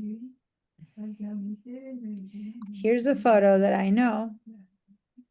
And I can open my info window and I called it Four from Above as a title right there. See that? A while ago. I called this one Four from Above and it's this photo. Four from Above. I called it in the title. Okay, so when I went to the phone and I do a search, right? So I searched, let me say done, and I went to the search, little search feature. Done, and I went to the search, little search feature. Four from Above. The title that I had written appeared, just like keywords, and the right photo got selected, right? But if I tried to see the metadata on the phone, I only can read the caption. I can't read the title, nor can I read the keywords. They are functional and that it helped me find them, but I cannot read them in the metadata versus I can read a caption. So if you want to be able to read them in a caption, you might want to put whatever you want in the caption. But if you want The whole point of a keyword is to have them be Mm-hmm. searchable and findable and divided amongst a bunch of like-minded photos or like photos, let's say, then the keywords are still a really useful thing, but you need to set them up in your computer. And then when you're looking for photos when you're on your phone, you just write 5 stars, best food, cardinals, Aymaranari, and the phone will find them based on those keywords and those titles, but you won't see nothing other than the caption. Is that pretty clear what I'm saying? They're not, all three work for searching. The best search feature is keyword. The one visible on the phone is caption. The title's kind of like, oh, let me show you where you do see the title. The title shows up on the computer and it shows up here. This one is called Four from Above. Right there. This one's called Sunset Reflection. This is called Cleveland Sunrise. Those are titles. If I look at my info window, right, that one's called Four from Above, and I click that one's called Sunset Reflection. This one called Cleveland Sunrise. But in the phone, this one would only show the caption that's called At the Edge of Lake Erie. It will not show the Cleveland Sunrise. It's like the phone uses different things. And that one per se doesn't even have a keyword. Oh, so you don't see the title in the phone. You don't see the title in the phone. Exactly. So on the phone, if I look for Cleveland Sunrise, let me select Cleveland Sunrise. Cleveland Sunrise appears. There it is. You saw that that's its title. So it worked as a search feature, but I don't see it anywhere. Yet I do see the caption that says At the Edge of Lake Erie. On the phone, the caption does show up. The keywords and the titles don't show up. But since I think titles have to be written to each photo separately, then I think keywords are much better. So keywords, every watercolor, if I have 200 watercolors amongst my 20,000 photos, then I can easily label 200 watercolors with this key tag versus having to open each one and open the title and then type watercolor each time. So the title right now to me is the least useful other than it shows up right here. That says Four from Above, Sunset Reflection. This one So says you can rocket. search for keywords on the phone too, right? On the phone. So here's the phone again. On the phone, which for some reason got locked. Let me, on the phone, you can do a search. So let me back out and back out. You go to the little search. Let me get all the pink things off. Okay. Go to the search feature and you search your library for a keyword. So graduation is one of my keywords. And when it says AA, Ugh. that's the little icon in front of the word, that's a keyword. And I have 12 graduation photos. I click on that and there you go. All of these are called graduation in a keyword. And that's why they're appearing in the phone because I keyworded them in my computer. Yes, Bob? Yeah, so I created a keyword called family photos. And then I found like say 20 photos that are all family photos. But how do I designate those 20 photos as in the category of the keyword family Okay, photo? so let me share my screen. Yeah. So you can do it either with the info window or with the keyword manager, either way. So say that I find, let me go somewhere over here. Say that that's a good family photo. I'm gonna hold down my command key. That's a good family photo. That's a good family photo. That's a good family photo. So these are the 20 that you found. Does that make sense? Yes, So when I hold down the command key and keep it held down, now I've got 7 items. See how my info window says 7 items? Right there? yes, Yeah. I can Yep. add a couple more. I'm gonna add 1, 2, 3 more. Now it says 10 items. So now I have yes, 10 items. Now I click in the area of the keyword manager, which is the one under the various captions. I click in there and I'm gonna create a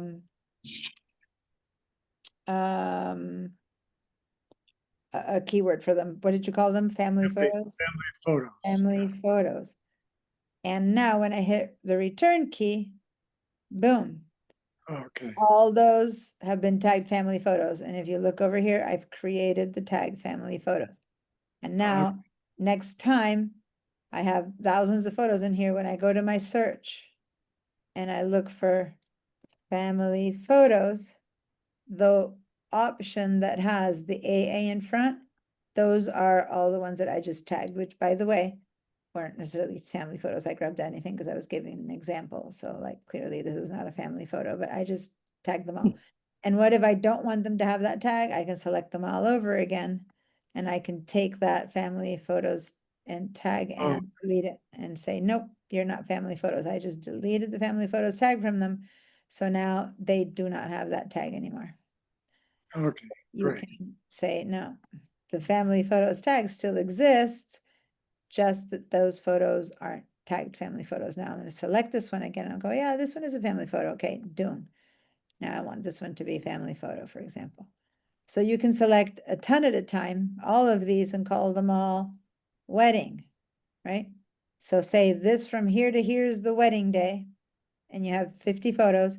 Then you can sub-select, you tag them wedding, and then you sub-select 3 and you call them best wedding, for example. And then you don't have to have a folder called wedding and another one called best wedding. The way I see it, and back to Thomas, I would do this, and this is just me, it's not established. I would select all 700 photos of the wedding and tag them with a keyword called wedding, or a specific wedding. Like if there was only one wedding in your family, you just call it wedding. But if not, it's, Tom's wedding or Maria's wedding. 700 photos, because that's how many photos you took of that wedding. That's a tag, that's a keyword. Those are all the wedding. Then you make an album and you call them best Tom wedding photos. And then you put 20. And then when people say, oh, show me the pictures of the wedding, here, 20 photos. Does that make sense? If you want to find all the wedding photos, you just go to search wedding and you get 700. But when you want to show them, print them, share them with your friends, you just have a little album of 20 wedding photos. Yes, no, maybe. Thomas, does that help with when I say which one do you use when? It's a suggestion. Well, I think the main thing is if they're all searchable, it doesn't matter for me, for my purposes. Yeah, they're all searchable. I just want to be able to, you know how when people said, oh, how are your kids doing? And the typical joke is the grandma pulls out this wallet, and you have like 20 pictures in it, one of those little photo albums of all your, grandkids that are growing up. Well, you can pull out your phone and show that, but how do you pull out your phone and show, oh, I just went to my granddaughter's wedding. Oh, you have to go and scroll down, find your photos. Then you go, no, not that one. Oh, here's the good one. 2 hours later, you're showing them the 2 good photos versus you made a little tag or you made a little album that's just here, 10 wedding photos to share. When I go to my book group, hey, how did it go last week on your wedding? Oh, look here, 10 photos. Great. When you want to remember the moment, you go look those 10 photos. So that's the whole point, to be able to have an album that it's easier than to then do a search and feature because they're already there ready to go. That's just my opinion. All right, I'm seeing yeses almost everywhere, not everywhere. But Bob Burtness, Bob Moran, and Vera, did you guys do Yeah. some keywords and, okay, so now you can sit there, people who go, God, I have like, photos from 10 years ago. Yeah. Just create stuff on the go. Keywords are also much faster to create than albums because you don't have to drag photos to them. You just tag them, tag them, tag them. And then later you search them all and then you make an album. So say that I'm scrolling every time I see a watercolor, I just mark it watercolor, scroll, watercolor, I mark it watercolor, scroll, another watercolor, I mark it watercolor. And so I go through my 10 years. Then I'll just write watercolor, right? And of course, I only have 7 that are not watercolors. It's good. Now I can select all of them and make an album called Watercolors. Boom. It's like I was able to pick them from my entire 20,000 photos by tagging them. Now I put them all together and now I can make a new album and call this album Watercolors. And I was able to find them quickly because I've already tagged them. Does that make sense? Let me rename that because it's not. Like I used the tagging to scroll for my 20,000 photos or 70,000 photos or however many, and tag them. Now I do a search and my 20 come up. I select them all. Now there we go, my watercolor album. Instead of having to, oh, found one, drag it over, found another one, drag it over, found another, drag it over. It's a preference. It's just a different way of doing similar things. And at some point, it's a choice. Now this album, I can go to my phone and when someone says, show me your watercolors, sure, pull up my phone, album watercolors, versus on my phone having to do the search for the keyword watercolor and then I get to show them that way. This is easier. So the final product is easier to show. It's an album. The creating, the tagging of them as you go along so that you can begin to get some organization in your thousands of photos, the keyword is better. And then out of those keywords, you create your albums. So that's kind of my solution. But again, it's like, how do you tidy your house? Well, some people from the top, some people start from the bottom, some people go room by room, some people tackle all the sheets in all the rooms first, then they do all the floors in all the rooms. You have your own system, right? Well, whatever system you use is what's best for you.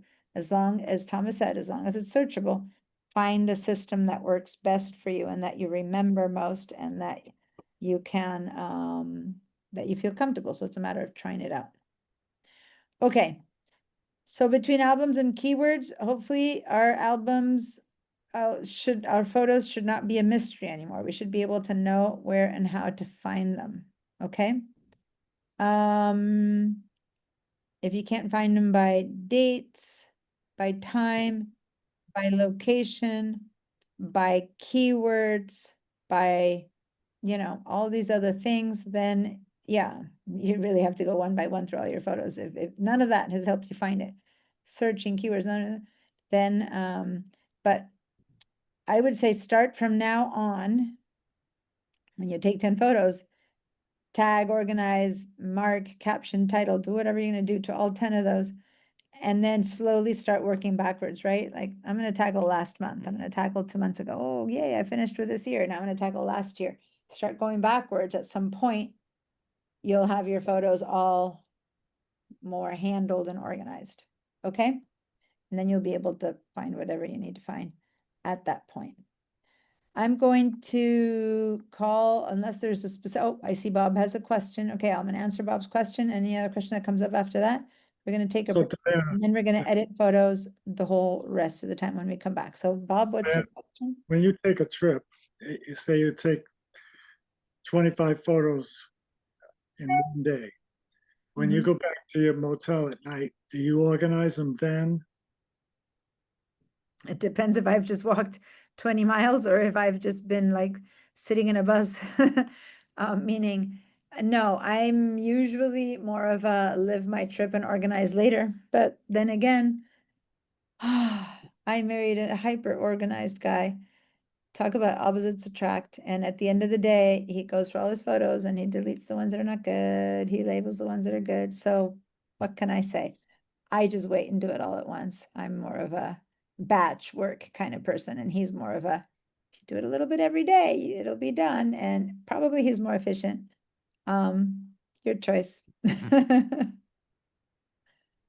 I think that if you're good at labeling things right when they happen, you'll remember more than if you wait, 2 weeks later, but you just work with whatever you got, whatever your brain helps you do, you do. Okay, Barbara? Just a quick one. I have two old iPads that really are totally obsolete, but they have all my pictures. They all filtered in there. If I get rid of those iPads, is that going to delete any of my photos? Because they're all the same photos everywhere. Yeah, not if they're the same photos everywhere. If you're like, as long as those photos are also in the cloud and they're also on your phone and they're also on your computer, you're just getting rid of the iPad, but you should never get rid of the iPad before wiping it clean, right? So you're Right. not deleting those photos. If you delete them from there, they will delete from everywhere. So don't even think about deleting them. You need to go to their iCloud account, sign out, and the computer just goes brain dead. It goes, not brain dead, it goes blank, like when you buy it. It doesn't have any of you in it anymore. So you need to Okay. sign out so that if someone else tries to sign in, they can't because they don't have your password, your face, your thumbprint, your whatever. So that's how you get rid, you first get rid of your account. And then it just kind of sits there like a new iPad, and then you can do whatever you want to do with it, donate it, help, gift it, but they need to put their account in, and then it'll fill up with their stuff. Okay. Don't never Thank you. donate it with your account in there, because they can open up and go, oh, I'm just gonna delete all this stuff to get rid of it. And they're getting rid of your photos because, yeah, if you delete it from there, it'll delete from yours. Okay. So Okay, thank any you. phone or iPad or computer that you're getting rid of, you need to sign out of your accounts so that none of your stuff is left in there. Glad you asked that. All right, so guys, let's calculate 15 minutes. I'm my time, I'm at deep nighttime for me. I'm at 8 p.m. So what time is it for you guys? And what's 15 minutes from now? 3:08. 3:08. Okay, so let's be back at 15 minutes. 8 plus 15. Somebody help me here. 23, 24. Is that right? 3:23. All right, I'm gonna say 24 because with one thing and the other and another question, it'll be another minute. So just come back in time. There it is. Be back at 3:24 p.m. See you guys in 15. Okay.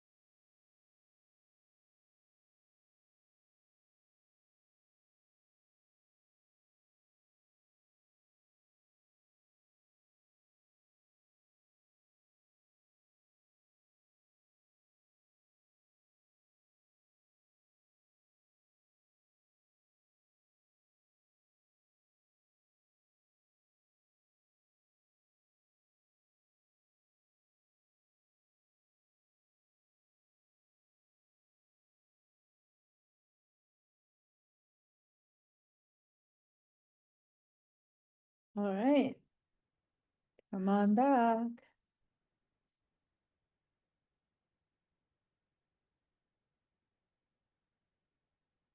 Come on back. All right, I got your message, Barbara. Thank you. All right, so if you normally turn on your videos, please do so.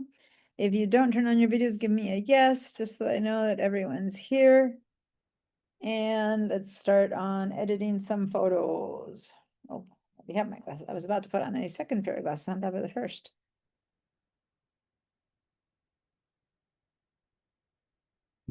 Okay, so I'm going to share my screen and we're going to work on the computer.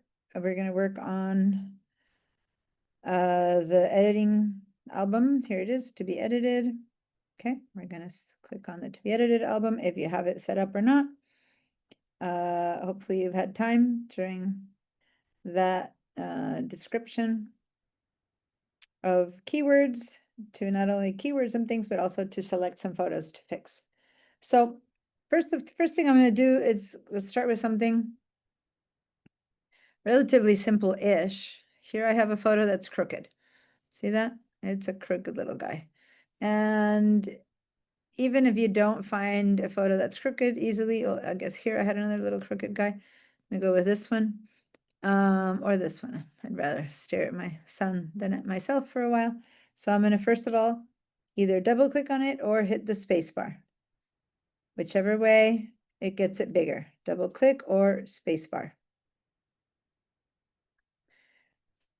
Once you have it in big, you will see over here on the right side, you have the word edit. Now, there's a shortcut, I believe it's Command R. There's a shortcut, and I can't remember which one it was that goes straight into edit, but I don't know which one it is, so I think there's a shortcut you can click from here straight into edit, but since I don't remember it, we're gonna have to first make it big and then hit the edit. Before we do that, I want a yes from everyone who has found a photo that is crooked. And if you don't have a crooked photo, then find a photo that you can make crooked, even if later you fix it. So I don't care which photo you use. Find a photo. I want everyone to make sure everyone's here. I'm seeing a lot of video people that usually turn on their videos that are missing. Thomas, are you there? Molly, are you there? Bob Burtness. The rest of you I see. Okay. Harry is here. Okay. Okay, so we have this photo. We're gonna go to edit. Before we go to edit, there's things we can do to this photo right here. One thing we can do is, of course, look at its info. Okay, if you don't want to look at the info, you click on the eye again, it goes away. You can share it with someone. This is the share. This is, you can make it a favorite. You can give it this little heart. Mine happens to already have been a favorite. You can rotate it. Ding, and it just goes rotate. And you can either rotate 3 times to get back, or you can hold on the Option key and rotate to have it go backwards again. Or you can click on this little magic wand, and the magic wand is the computer going, well, let me fix this for you. Auto enhance. I'm going to click on it, and the photo will change a little bit, a lot of bit, or nothing. And in this case, the change was so subtle. I'm going to turn this on and off and on. Whoa. Oh, how funny. My phone, my Photos app crashed. That is weird. Photos quit unexpectedly. Reopen. Okay. That was bizarre. I don't know why that happened. Photos hasn't. Okay. Back to the edit. So this thing here didn't make much of a difference. Sometimes your photo is so bad that you see a big change, and others it's just subtle, or you can't even tell that anything happened. So I'm going to leave it off because we're going to do it by hand ourselves. So off, do not. How do you know if it's on or off? Well, if it's white like this one, it's unused. And if you hover it, it'll say auto enhance. Once you have clicked on it, then it creates the enhancement. And when you hover over it, it'll say remove auto enhance. So that's all. Like when you hover over it, that little tooltip will be different. Now it'll say remove auto enhance. And it just got a little bit lighter. That was it. So let's remove auto enhance and now let's hit edit. All right. So this photo is a little bit, dark. It wasn't a very pretty day. It's kind of like murky, muggy, but mainly it's crooked. So up at the top, I have from left to right, I have a little slider here that goes minus to plus, and I can either drag it by hand to make it bigger, bigger, bigger, bigger, bigger, bigger, or I can just click on the plus and it goes click and click. So it's like 2 clicks, half and half, or I just make it as big as I want and down. Okay, so that is just if I want to see it bigger. You want to leave it at the middle where when it says 100% right there. So if I hover, that middle place is 100%. So when I go 1 time plus, it reaches 100%. That's the quality of that image at the best. Like if you print this, this is what it's going to look like. Not this big or this bad, but this quality. So if I look at it and I go, yeah, it looks like it's in focus, that's good. But if I go to 200% and things don't look like they're in focus, that's because I'm looking at it 200% or at 400%. It's not because it's not in focus. It just looks like it's not in focus because I've gotten too close to it. You know how when you get a book too near to yourself and suddenly everything looks blurry. That's all that's happening. So it's not like the photo's not good. I'm looking at it big. So you need to see it at 100%, at most 200%. If you have a Mac computer that shows you really has, retina screen, 200% could work, but ideally 100% is the most, because that's the quality to look at. And then that building now does look like it's in focus. The face looks in focus. Everything looks fine, but I can't see the whole image. So I'm going to back out again to see the whole image. So for certain things, we want to approach, and for other things, we want to be far away. To straighten the photo, we want to be far away. To make it sharper, if we want to give it sharpness, then we should never do that unless we're at 100% to really see if it needs more sharpness. Sharpness being focus. Okay, so let's pull all the way back. So that's the minus and the plus. You use it to your heart's content when you need to be far away or close. Then the next thing we're going to see is this adjust. And the adjust gives me a whole bunch of choices on the right. And some of you already have a few open. And how do I open them? I see this little arrow, and here's choices for light. Here's choices for color. Here's choices for black and white. I could open them all and keep them all open. It's like opening all the closets in a room. I kind of like to have them closed while I'm working on the others and to open one at a time. This is what we're going to learn more about today. So for now, I'm going to skip, hop, and jump over to show you the rest of the buttons. But this is where we fix exposure and color and tones and that kind of stuff. That's the adjust button. Then I go to filters. I have to admit, I never use filters, but some people always use filters, and it depends on how comfortable you are with the adjust features, because in the adjust features, you can make it look however you want. More vivid, more warm, more sharp, more this. But if you're not sure, you go to filters, and then you click on vivid, vivid warm, vivid cool, dramatic, dramatic warm, so it's just ideas, looks, and you can choose one of those, black and white, silver tone. You can choose one of these and not have to do anything under adjust, right? I personally, I'm going to go back to original. I'm not going to leave it on any one of those. And I'm going to skip filters and adjust it myself, right? So that's what filters is. Any questions before I move on to crop and cleanup? Nope. Okay, I'm going to go to crop. Crop is where we get to straighten this image. So since I did start by saying, let me pick a crooked image, and I want to straighten this one, crop is where we're going to straighten it. And if you have an image that's already straight, then you're going to make it crooked. Now, you can do it by hand, or you can use the sliders. Either way, if I decide to do it by hand, I have to put my mouse outside the area of the photo in this dark area, and see how my mouse turns into this little curvy double-headed arrow. I'm gonna click and drag, and I'm gonna visually straighten the ground or the horizon. In this case, I have those lines against that grid line that popped up when I started doing it. So I'm gonna try to line up the grid line to some of those pavements, and then when I let go, notice that I'm chopping off some tree up at the top. I chopped off some bottom, but once I let go of my hand, then I see what the final effect will be. It's pretty straight. That worked pretty well. Now, what if I had gone overboard and I let go and I don't like how it looks? See, the grid disappears and I go, well, I keep going back off again until I find what I think is the right decision. That's one way to do it. I'm going to go down here and I'm going to reset that setting right there. And I'm going to try again. This time I'm going to use the sliders, and there's 3 types. The one I did here is just equivalent to the straighten. So I can grab this little straighten slider here and I can move it to the right or to the left, to the right or to the left. And so I can do that to straighten the photo against, it's just same thing as I did before, but I can use the sliders. Okay, now if I'm happy when I let go, it straightens up.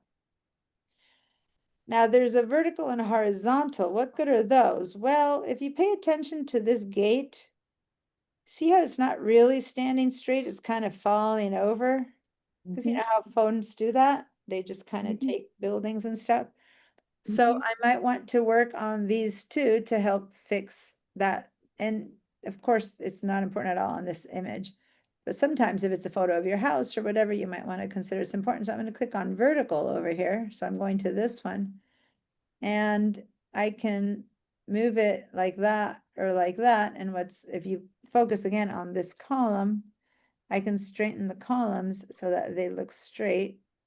Now, for better or for worse, one thing that happens in this case, if I get that column to look straight against the grid, is that I might lose some of the top of this arc. And in fact, I am losing a bit of his toe. So if you get it completely straight, is it worth what you're losing to make it straight? Did it matter? I'm kind of going to straighten it against the inside of that line because there's a grid right there. But when you straighten that one, then this one's a little bit off. So let's hit to the horizontal. And what does the horizontal do? Kind of moves the photo one way or the other. Now, notice that he's getting all stretched out. So you should never go too far, but maybe it helps to center it if you go a little bit one way or the other.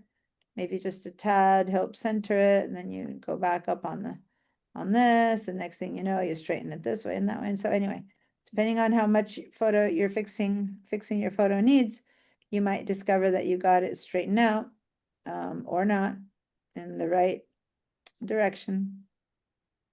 So now that I've done all that, let me actually go back to what I think is actually straight. And straighten that out. So now I'm actually trying to fix it before I was moving things around. There you go. I think I managed to get the lines straight on the bottom, and the columns are pretty straight, and I'm not cutting off the top, and I'm not cutting off his toe. So yay, I'm happy. All right, Bob. Yeah, when you use an iPhone to take a picture of your son, for example, you Yeah. have to hold it straight up and down, right? Because if you have it at an angle, it's going to make him look shorter. Or if it's the other way, he's going to look taller. Is that correct?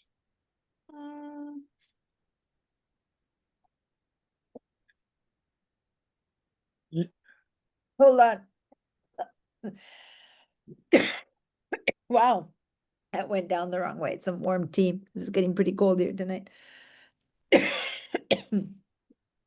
Sorry, if he's plumb center, like in this photo, no matter if I had taken my phone vertical or horizontal, he's not going to be too distorted. The distortions happen if the people are on the edges. If you're up too close, then they get distorted. So in this case, I don't think it would matter.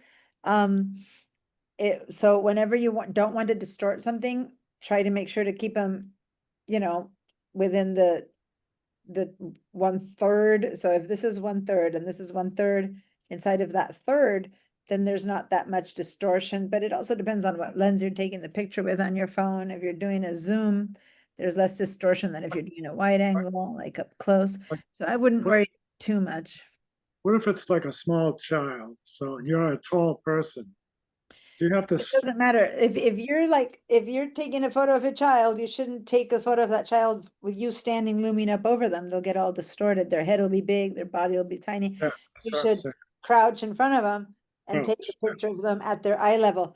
Now, I would love to teach you guys photography. That's my specialty. I went to Brooks. I'm a professional photographer, but this class is not about photography. So although I'd love to teach you much more about it, I can just give you quick suggestions and keep going. In this case, ideally, if your photo is straight on, won't be distorted, but it might be less interesting. It might be more fun to have a photo of the kid from the top while he's looking up and he's all distorted, but it's a cute picture. So is that a better photo or a worse photo?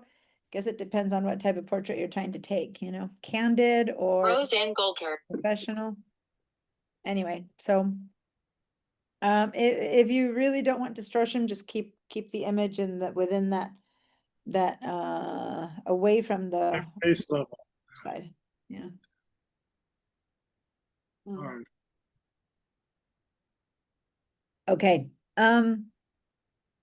So those are those three. If you were able to straighten, change vertical, horizontal, a photo to your heart's content, give me a yes. If there's no questions, I'll move on. I can also flip it. Be careful with flipping because if there's any writing, you'll be in trouble. And if there's no writing, but a person has a mole on the right side of their face and you flip a photo, then suddenly when they look at the photo, they'll go, that's not me, because now their hair part or their mole's on the wrong side. So if you have a car, it's going to look like the person drives on the wrong side. So be careful with flipping, but yes, sometimes it works to flip it. The rest of these things are for cropping into a certain proportion. So if this photo, it doesn't matter what size it is, and the photo isn't of him, but of him inside of the main Berkeley gates, then you don't care. You just cut it whatever way you cut it. And in fact, if I were to do this photo where what I cared is about him and the gates, then maybe I would even it out because I'm seeing more space there. So I might grab this side over here and I'm going to click and drag it in a little bit so that now I'm basically showing the same amount of gate from here and from there, and he's truly centered. So I've cropped some stuff out. Maybe I'll go even a teensy bit further over there and a teensy bit further over here. Next thing I know, now it's completely centered. Anyway, so that could be something, and that's called freeform. Okay, I'm just choosing what to do. Maybe what I want is to, I don't care about his body. I just want to do Berkeley and the gates, right? So then I have cut it in a position. So all of this is free form. You do whatever you want with the photo, free form, okay? Now, let me zoom out again. I can go back out and back up, and have the whole thing. What if instead, or actually let's keep it in some weird like there. What if instead I had a size it has to be? For some reason, I have a frame that's going to go in my living room, and that frame is a square frame. So I need to cut this in a square way. Well, this image might or might not work for square. Let's see. I'm going to click on square. And now this is what I get for square. Okay. I have to move the photo around until I fit the best I can be into a square photo. I won't see the whole gate, but then again, yeah, I'm the one who's insisting on it be square, so I can't see the whole gate. What if it has to be proportional to what kind of frames we have in our homes? We have 5x7s, we have 8x10s, or what prints can we get if we go to professional print? It'll give us an option of 8x10, 5x7, right? 3x4s. So what if I want a 5x7? I'll click on a 5x7. And suddenly it got longer and shorter. So then I move it around until it fits a good 5x7. What if it's an 8 by 10? Well, 4 by 5 here, that's the proportion of 8 by 10 because it's doubled. So I go to 4 by 5, and this is an 8 by 10, which is a little bit wider. And then when I print it, they'll give me an 8 by 10, not a 4 by 5, but this is the proportion of 4 by 5. So anyway, this is when you have a proportion you need to follow. 3 by 2, that's a wallet. One of these is a wallet, I think. 3 by 5, 3 by 2, I think is the 3 by 2 is business card, 3 by 5 is wallet sized. Anyway, as you can see, you need to keep adjusting and adjusting and adjusting. And for some of the formats, it's not going to work. For some, this is cinematic. For movies, a 16 by 9. Anyway, so if you really need to print to a format, a very specific format, then you need to use one of these. If it's just up to you, whichever way you cut it, then go for freeform or go all the way back to the original. And then sorry now. So anyway, so that's that. But after all the cuts and all the changes and everything that I did, if I don't want any of that, if whatever I finished up with is not something that I like or want, I can always go back here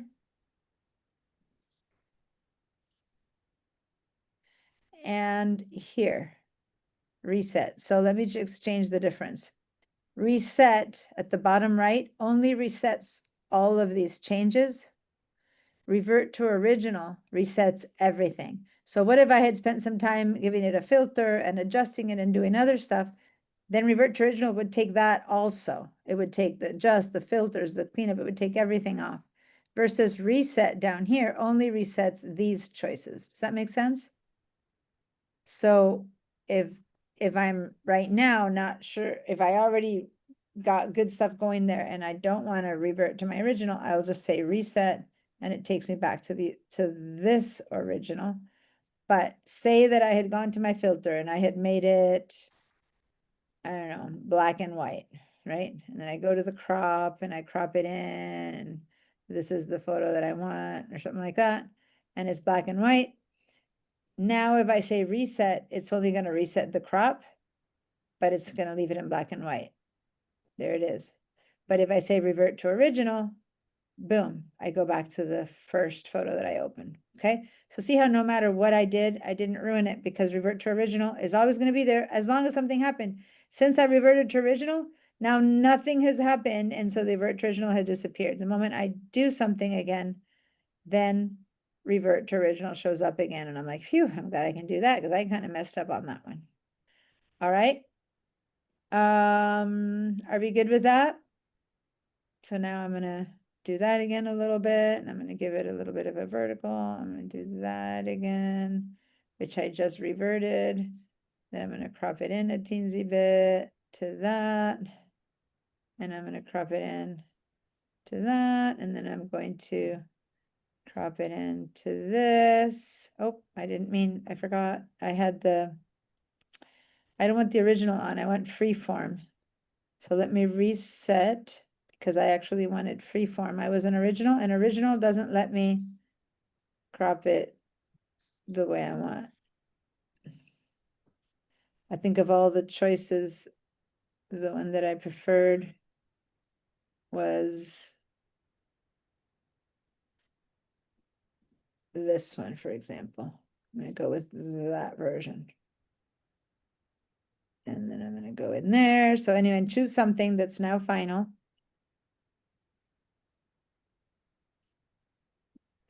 So that's the one that I'm gonna choose. So I'm not gonna reset.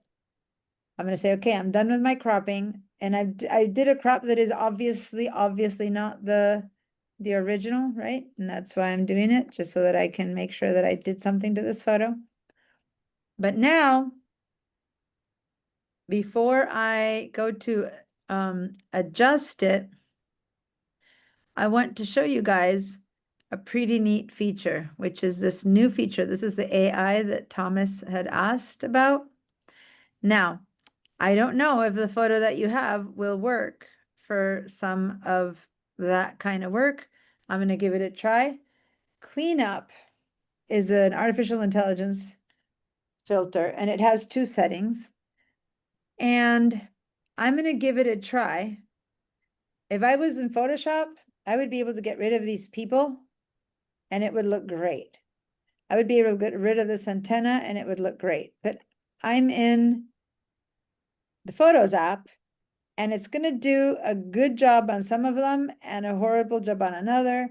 But this filter is getting better and better and better. And the last time I tried it on this image was about 6 months ago. And 6 months ago in the world of AI is a long time. So let's see if it got better. So I'm gonna head over to cleanup. And preparing cleanup, the photo is being read. And I'm gonna get two choices here. Wait until I'm gonna get erase or retouch. Those two choices. And then over here, it says click and drag over spots to remove. Then it says option click to choose a source area, pinch to pan and zoom. Let's ignore the second one. Let's go with the first one that says click and drag over spots to remove. Now, the choice here is retouch, okay? So the retouch button is the one that's selected right now. If you have the erase one, you'd be up there. Sometimes one works better than the other, and you need to try them both. But notice that when I went here to retouch, nothing is getting colored, but look what happens when I go to erase. The computer, you see how it's like shining a little bit right there and right there and right there? You see that? It's like doing it for me. Can you see it's giving me like a little glow? Yeah, no, maybe Yes. I'm like, it's glowing. The computer has analyzed the image and in erase, it suggested that maybe I want to erase those three shapes. So how do I make it happen? I'm going to just click on it for a second. And the computer is gonna give it a try. And boom, Wow. wow, Wow. wow, right? All right. Yeah. Was pretty neat. Wow. Now there's two more that are glowing, and now those two in the back are glowing. Let me click on this one. Wow. Pretty cool. Let me try this one. Click. And then I still have these two people there, and I'm gonna give it, oh, that one messed up. And if you don't see it, look what happened to his, let me just join. Look at this weird thing that happened to his back. I'm gonna Yes, command Z to undo that one. That one here didn't work, and I was surprised because see how it's near his body? So it made like a couple of lines. I'm gonna try to show this to you again. I'm gonna click on that. And look at the weird stuff that happened there. It's like his shape, his body is melting into some stuff there. So I'm gonna command Z to undo that one again. Looks like that one's not gonna work. I might need to try it differently. Now, I'm gonna zoom out again. But if I look into where that guy was at 100%, and that's what matters, you know, you have to go up to 100%. That looks pretty good. They just put a little post in his place. And this one, wow, he just really disappeared with almost no trace. So the one that I didn't like is that one. So maybe I can work on that one myself. So before I continue, how'd it go with you guys? I'm gonna back out a bit. And I want a yes if you eliminated anything like that automatically was showing up as something to eliminate. We don't have cleanup, some of us. Oh, yeah, you have to be in Sequoia. And you have to be in a relatively newish version of Sequoia. I think it's been around for 6 months, maybe, the cleanup feature. So yeah, if you don't have it, just watch. Whenever I say that Watch it. something happening that you can't do, and I always go, and your pros and cons to updating or upgrading is, well, do I want to be able to do that, right? Mhm. So if your version of maybe you're in Sonoma, well, then upgrade to Sequoia if you want to be able to do this. But if this isn't interesting or important to you, then stay where you are. Fabulous. Fabulous. That is pretty fabulous, isn't it? I- So Yes. I am now in, watch. 1 second. Up here, there's a button that I'm gonna touch. This one right next to revert to original. Not revert to original. I'm gonna click on that and go before, after, before, after. I've taken Mm. that guy out, and that guy out. And I'm noticing there's a little weirdness was left in here. But it could just look like dirty floor. It doesn't matter too much, but this is the before and after. All right, I just wanted to show you that so you guys can see, and whatever changes you do, give it a try. And now I'm gonna see if I can still tackle those guys with the other tool. But for now, someone was trying to ask something. I think I see Carol has her hand up, but there was something else. Someone else was saying something, and I said, stop for a minute. Who was it? I said it, I have 15.5 Sequoia, but I don't have cleanup. Me too. All right, so let I me have go Sequoia about too. this Mac. And I have 15.5 Sequoia. Huh, and you don't have cleanup? I wonder if your photo can't be cleaned up. Let's see. That's interesting. Let me That- say done for a minute. That Is there version. some other photo that, well, this is not a raw. I'm wondering in case, no, there it is. I have cleanup. Huh. I don't know what to say. You have 50, how about version about photos? It's version 10.00. So go to photos, about photos. Maybe it's got to do, and I'm just guessing here, you were able to upgrade to Sequoia, but maybe your computer is old and it doesn't older and it doesn't have enough power to handle it. I'm really guessing. I can do a search to find out. Carol, you said that that was your same question? Correct. My operating system about this Mac says that this is Sequoia 15.5 15.5. right there. And then my Photos app is version 10. Correct. Wow. And you don't have Cleanup. cleanup. Nope. Okay, is that happening to anyone else? Okay, give me a yes if your feature for cleanup appears in your phone, in your photos, and if it doesn't. Give me a no if it doesn't appear on yours, if you have the same versions as me. I'm looking at my phone now. Give me a second.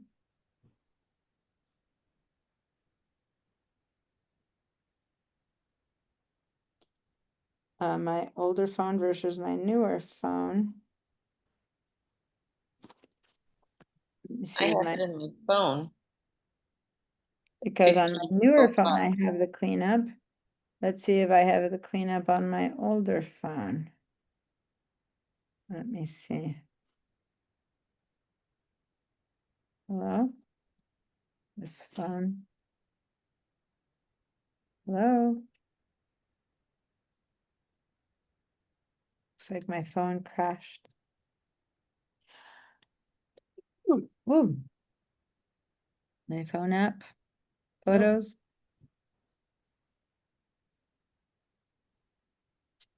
Photos app. Hello? My phone is doing weird stuff.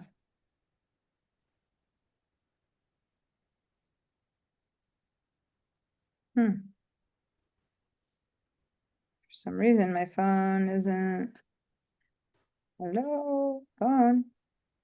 Okay, I'm gonna close this app and start it again.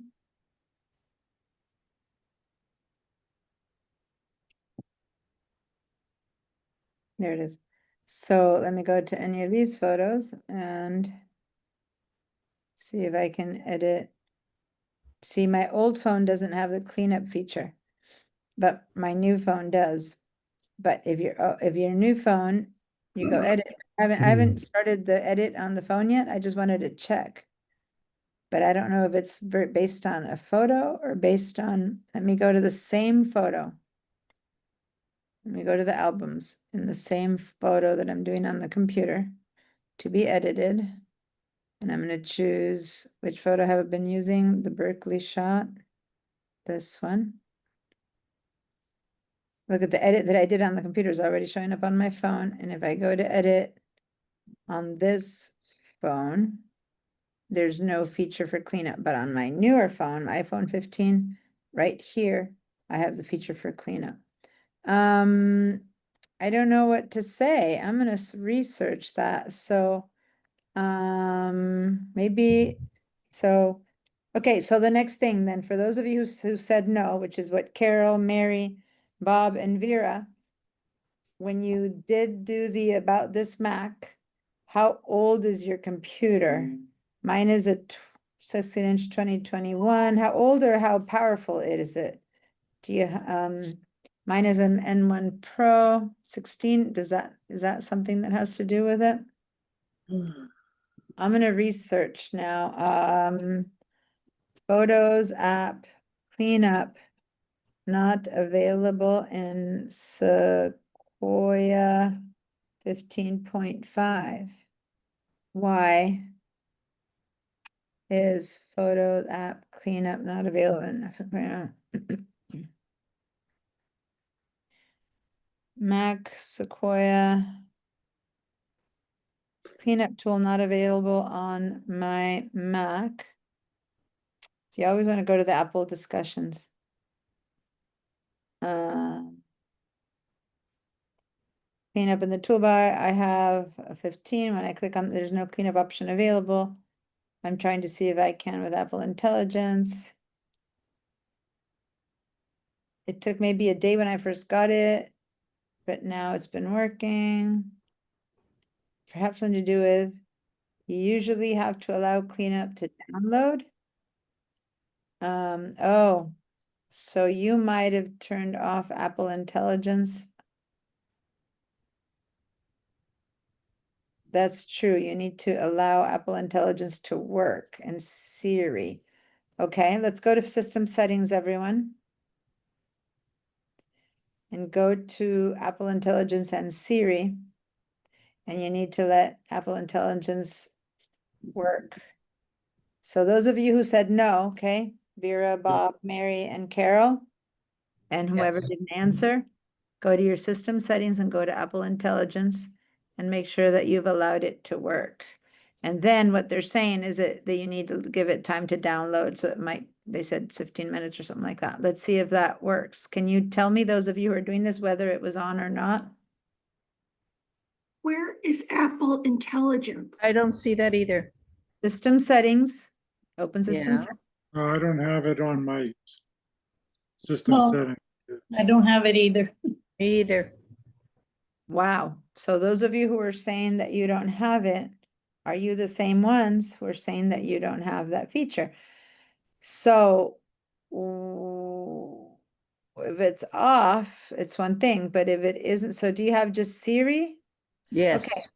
Okay. That's You have just serious. Siri. When you open Siri, it doesn't say. Huh. Nope. Okay. So now then it says, I have Uh, Apple Intelligence on my computer, but not my phone. okay,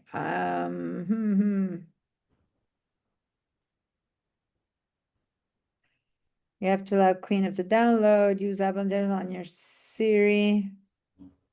It's personal intelligence, make sure you're using the latest version of Map. If Apple Intelligence is off, you can turn it on, choose the menu, click Intelligence and Siri and do the following. Turn it on, but what you're saying is you don't see the choice for Apple Intelligence. Okay, Correct. someone who doesn't see it, can you please share your screen so I can, since I have it, I don't see it. So, I mean, I don't have that problem. So I need to see one of your computers. So Share it. Bob, Vera, okay. You see it? Yeah, can Is you, it something that can be downloaded? yeah, go ahead and undo the, hold on here, let me get to my, I'm looking for my, where did my tools go? Where did my, hold on, my notation tools disappeared. I can't find my tools. 1 second. Here we go. Okay. So don't search for Apple Intelligence like that. Turn that little X off for a second. Yeah. And then over here, where I am finding Apple Intelligence would be right under software update available. Okay. Let's see. click on that to see what software available. You have Sakura 15.5, checking for updates. So if you're at 15.5 and there's an update to 15.6, and it says what the changes are, maybe it has to do with that. Huh. Okay. You have Siri, but you don't have Apple Intelligence. I know sometimes they roll out things, when they say they roll out, some people get it, some people don't. Oh, you have an iMac 2019. So this is what I was asking before. You have a computer that's pretty old. Maybe your Oh. computer just doesn't have the power to handle it. Even if you're able to update, just your computer processor can't handle Apple Intelligence. I'm guessing here, by the way. I'm not, but definitely, this is one of the older computers. It's not the M chips, the M1, 2, or 3, or even 4. There's 4 M chips right now. So that's a guess. Go ahead and update tonight, and then we'll find out later if for chance you got Apple Intelligence, but I don't think that a pre-M chip computer can handle Apple Intelligence. Carol or Bob, what's up with your computers? Carol says my computer's 2019 as well. Okay, how about Bob? Mine is 2019 as well. Okay, so now we're finding that's what's happening. And I'm a then Mary denominator. just left. So that's probably what's happening. You guys can, yeah, it's like like my phone here has the latest operating system for the phone, but it's just an iPhone 10 and it can't handle cleanup. So it doesn't have cleanup versus my iPhone 15 does have the cleanup. You know what I mean? So even though they're both working on the same operating system, just the hardware, the parts that make up that computer just can't handle Apple Intelligence. Does that make sense? Right. So we found the common denominator. So that now is a true pro and con to whether it's time to upgrade my computer, not just my software. And, at this point, I would certainly say, no, I wouldn't upgrade my whole computer just because of that. But over the next couple of years, as you start pros and cons, then you might, Apple Intelligence is, or any intelligent feature, Adobe, whatever, is going to only get more and more advanced. And at some point, when you do change, it'll be a big shift to something that can handle that. Okay. So I just found it on my newer MacBook Air. It's a Oh, okay. 2022 chip. It has it. And it's there on that one. Okay. So yeah, it's a matter of how old slash how new your software is. But even if you upgrade your software, it's also about how how old your computer is. Okay. Good. We figured that one out.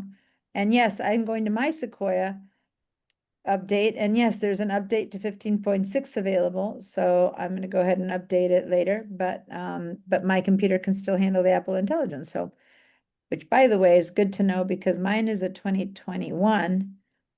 Mine, it's not even mine, it's the school's, but at some point I'm going to have to start asking them for a newer computer because these features, I can't demo them if I don't have it, which is why I ended up getting this one a while ago. The school computers were so old, I couldn't demo the new stuff. So they gave me this one, but now this one's already old, not yet, but it's getting there. Okay. And again, for my personal needs, I don't need the newest computer. I need a computer that does what I need it to do. But when I demo things and students end up having newer phones than me, then by then I need to do it.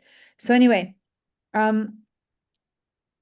beyond the Apple Intelligence, is everyone still able to edit the photos? So were you able to play around with this photo to edit it, to do stuff, even if the cleanup feature wasn't there? So let me clean your answers. And all we've done right now is we've done the crop, and the straighten and vertical and horizontal. We haven't yet done any adjusting to it, but it's all working up until the cleanup. The rest is fine. Okay, so everyone, let's head over to the word adjust. Oh, I was gonna keep working on cleanup a little bit for some fun for that stuff. But anyway, just show you really quickly before I go, the erase button. Up until now, we just did the retouch that was automatic, but some of you guys might have had nothing obvious to clean up. But in the erase, both of these are brushes, and see how the circle is pretty big? I can make it bigger or smaller. I can make it a bigger size. There's a bigger thing I want to get rid of, or a smaller brush. So I'm actually going to zoom in, and I'm going to see if I can click on and drag and draw around this guy myself to see if I get a better solution. So I'm just drawing. And that was a bit better. See how it didn't affect him so much, but it created these weird little, like that tall shoe. So anyway, you get to a point where you just can't. Now, if I did want to erase these two people, maybe I can.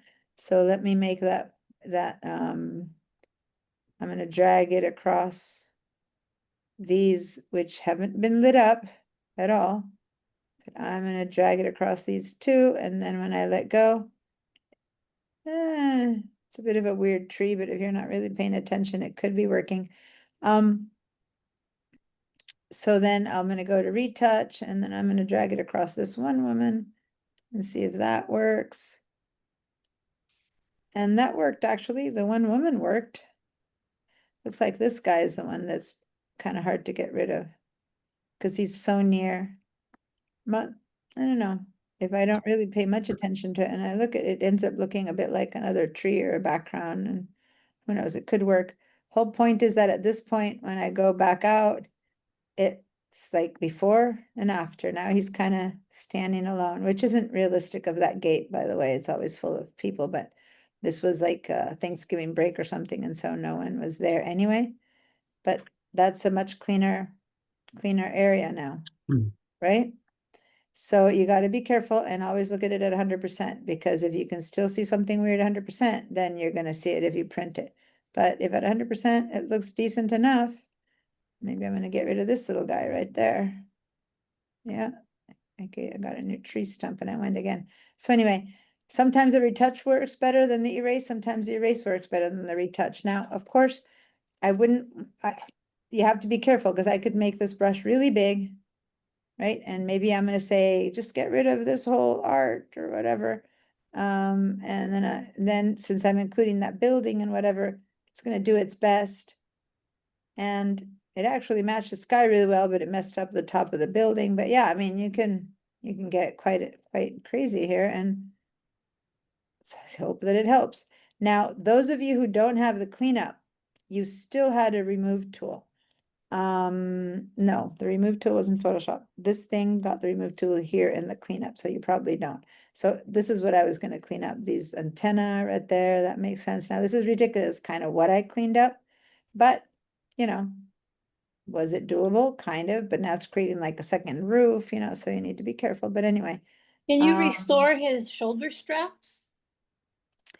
'Cause in they're this, kind of fuzzy. his shoulder straps actually are still fine. Okay. There's just a weird, that's the only thing that's fine. What's weird is this stuff that I've been doing here, where now there's those bizarre little like broken up things. So you get up closer, and I don't know if it would be able to really say that I wanted to get rid of that. Since it's connected to something else, it's gonna be hard, but it can sometimes fake a straight line. I don't know, let's see. Yeah, see how it invents a whole different shape and stuff like that. So I would say that things that are loose, like those little people that were hanging around, is good, but there is still a limit to how much it can truly do well. I'm gonna back out. I'm doing Command Z to a lot of these things that I did, which were ridiculous, but I'm actually pretty happy with the results of the people being gone. See how now I have this back again? I'm doing Command Z to undo. And I'm actually going to get rid of that stuff, because that is easily fixable. Although I'm too far away, so I'm getting, I need to get a smaller brush so that I don't have such a weird effect. Anyway, so hopefully you guys are playing, and don't worry if you're messing up, because as I said, there's not much to mess up in these photos, because I can just revert back to the original, okay? So just play around with it and see what are the limits of this tool. Okay, now again, before and after, before and after. Now, I'm gonna say, adjust. And what kind of things can you adjust? Well, I'm gonna head over to the light and open the light. So everyone, if you're done with playing around with the cleanup, for those of you who have it, I'm gonna clear your feedback. And now that everyone has the adjust, everyone has the adjust. It's been around for a long time. They keep making them better and more intelligent, but everyone has the adjust. So now let's open light. Light, it has 3 levels of using it. It has the, I have no idea what I'm doing. I just want to press the auto button, and there's an auto button right there. Bing. And a choice got made. And you know a choice got made because see how it's got a check mark? So now I can take on and off the check mark. And if I pay attention, it's making things a little bit lighter. That's the auto feature. I'm going to turn that off, and then I'm going to show you the second level of what I can choose is me dragging this up and down until I choose a level that I like. And this is either all lighter or all darker, all lighter or all darker. And you know, you leave it wherever you think is best. Now, auto does it for you. This, you do it. And then at some point, that's not enough. If you want some more subtlety, you need to go down to this thing here that says options and this tiny little arrow, open up the options. And now I'm gonna reset with this back arrow all the different choices, and I'm going to start moving them myself. So this is reset to how the computer came, how in the light only. I haven't lost everything else, but I reset the light. And now I have 1, 2, 3, 4, 5, 6, 7 choices to move things up and down myself. So I can move brilliance to the right or to the left. And that makes a difference in the image. And I'm exaggerating. Usually we only move a little bit here and there, but just like there to there, depending on the photo you have, it's going to be better or worse. If you want to return it back to 0, you double click where you left it and it goes back to 0. Then exposure, everything darker, everything lighter. Double click it back to 0. Highlights. Now this is only going to work on the highlights, which there's a lot of. Look at the sky. Just pay attention to the sky right now. If I make the sky much brighter, it goes white. If I make it much darker, suddenly I start to see the clouds. Pretty cool, the clouds that I couldn't see before. But then if I look at his face also got darker. So am I okay with that? Maybe I'm okay with a bit or not. For now, I'm going to explore each one, what it does. And if your photo, the highlights might make a huge difference or it might make none, depend on your photo. Now I'm going to go to shadows. That's the darker areas of this image. I'm going to make it all lighter or darker, lighter or darker. So see how the darkness in there and in here can be made much lighter or much darker without touching the highlights. So this is like the middle tones, and the high tones and the darker tones, but it's not the black yet. It's just the shadows, the darkness. Then I have brightness, which again lightens everything or darkens everything in a different way. And then I'm going to skip contrast for a minute. So then I'm going to go to the black point where the black gets much blacker. So if I want my darker areas to become black, I'm going to go all the way to the dark. And so then this used to be blue and now it's black. And then if I move it all the way there, then everything gets fuzzy and faded like there's a fog. So you want to have a nice black point, but not too much. And then contrast makes anything that's light, it's going to get lighter. Anything that's dark, it's going to get darker. So if I add contrast, right? And in this case, my sky went white and his jersey went black and his face is black. So I went way too far adding contrast. And if I go the other way, then it's the other way around. My black became lightish gray and my middle, so it's kind of foggy and weird.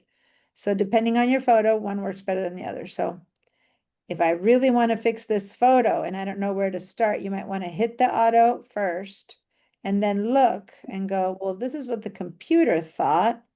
Looks like I needed to go kind of to the right on most things, but a little bit back on the highlights.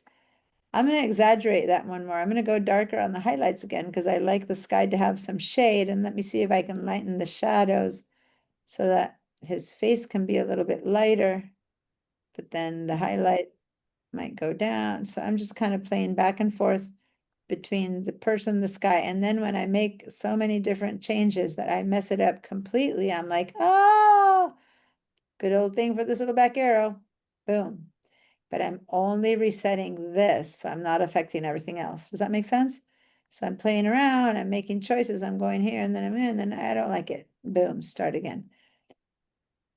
So now I'm gonna do it for real.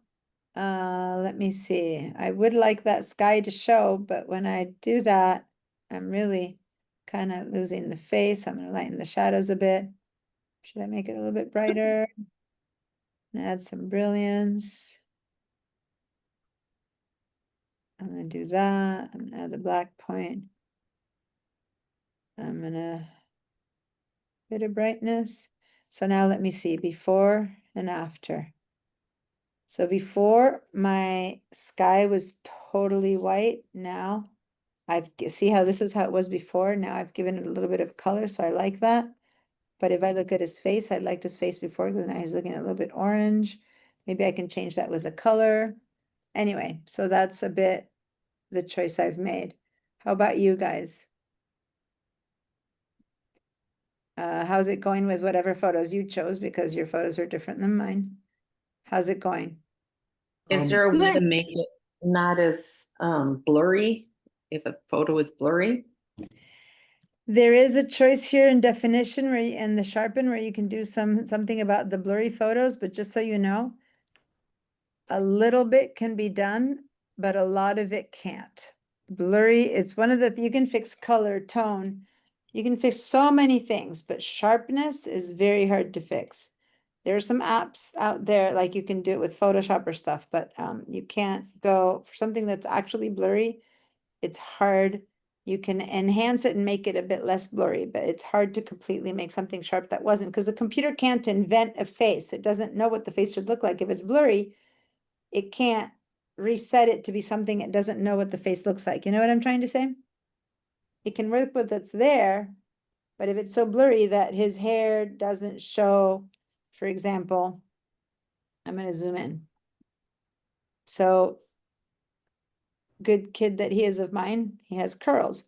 If the photo is so blurry that the curls are blurred, the computer can't guess that there was a curl there that it needs to recreate. You know what I'm trying to say? Now, this isn't blurry, it's just that I zoomed in to 400%, but I'm showing you, if this were if this were 100%, this is a blurry part of his hair, the computer can maybe enhance the contrast so it looks a bit sharper, but it can't make a new curl in there. So it can't really curl this hair. That's curl, and this is fuzz. It's gonna stay fuzz. You know what I mean? Now, some photos that you might have chosen might need a lot of fixing, and the changes here were much more obvious for me between that and that. I have a big change with the cleanup, but less of a change with lighting because this photo wasn't necessarily light. Now it's kind of dank in colors, maybe. So what I'm going to do is I'm going to close my light options. I'll leave them turned. I know that I made a change because if there's in fact, I can just turn it off and on to see the changes that right here, this little blue, see, this was before, this is after. See if I like it more now. I don't like that his face went red. But I'm just trying things out here for the class. Then I'm going to open color. And again, maybe I want to enhance color, maybe I want to take away color. So enhance all the way to very bright neon to black and white, right there. Or I can hit auto and the computer does what it thinks it needs to do, or I can open my options, same as before, right?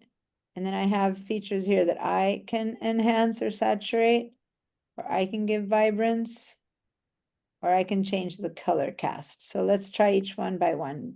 Double click, double click, double click to bring them all back to 0. Now, saturation is going to make everything more saturated if it needs it or not. Everything becomes much more intense. So as I move it up, I might end up with, look at his skin, it looks like an orange popsicle. Down here, the red might look good, but it's not the real red of that floor. The green looks pretty intense, just it doesn't look realistic. Rarely would you make the saturation be really high. At most, if it's a bit out of color, and it was a very bleary day, you might want to add a little bit. But, and I'm going to bring it back to 0. If you go the other way, you take away color, you take away color, you take away color until you get to the end, and then you have a black and white photo. No color whatsoever. So then double click to bring it to the middle. Now, the second one is a bit more intelligent. It looks at the colors and goes, okay, the stuff that's already saturated, I'm going to leave it as is. And the stuff that needs more saturation, I'm going to work on that. Also, I'm going to protect the skin color, and I'm going to try not to enhance skin color so it doesn't go orange. Remember how here his face went bright orange? It's going to go like, I'm not going to do that. So vibrance, I can brighten, like, see how the trees and the sky are beginning to look blue, and I have lots of color. That sky has some blue now. Up until now, I haven't had blue, but his skin hasn't gone orange. So I'm going to go all the way to the middle, and look at that. From there to there, I have blue sky, I have green trees, I have red, but his face. So I'm going to turn on and off the color feature before and after. There's a lot more color. That's before. Look at the sky, it's gray. After, the sky has some blue, but his face hasn't gone bright orange. So in this case, when there's a human, vibrance is better than saturation. It protects human skin. And then cast makes everything look much more blue or much more yellow. So if you're, but in this case, neither one is appropriate. Usually we just move it a teensy bit. If you want to look a little bit warmer because it was such a cold day, you move it a tad to the right, then it doesn't look so cold and frigid. But on the other hand, it was a cold and frigid, breezy day. There's no sun. It's not like I can make it look better. Maybe I'll move it a teensy bit to the right to give it a bit of warmth. And then I can just look at everything before and after, before and after. Now, by now, I'm really changing it, right? Because now it's light and color and cleanup. All of that is turning on and off, on and off. And then over here, I can just turn on and off the color or on and off the light. And then by the time we're done, we can decide if we want them all or if we want to back out on something. How's it going? Give me a yes. If it's okay, give me a no. If it's not, or if you have questions, ask me questions. How are we doing?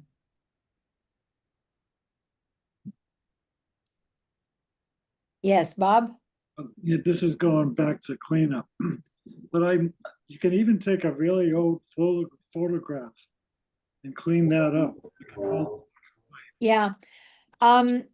Those of you who are very interested in this kind of work, that's what I do in my Photoshop classes. And you have much more control in Photoshop because in this case, in Photoshop, I could go in and say, well, I want to take some orange off of his face because he went too red. I can do it to bits and pieces. And in this app, I can do it to the whole photo, but I can't individually say no, yes to this, no to that. So if you're going to do a lot of retouching, you got to move on to a different app. But for a lot of the normal kind of retouching that you would want in a photo, this is amazing. It's really powerful, the kind of stuff you can do.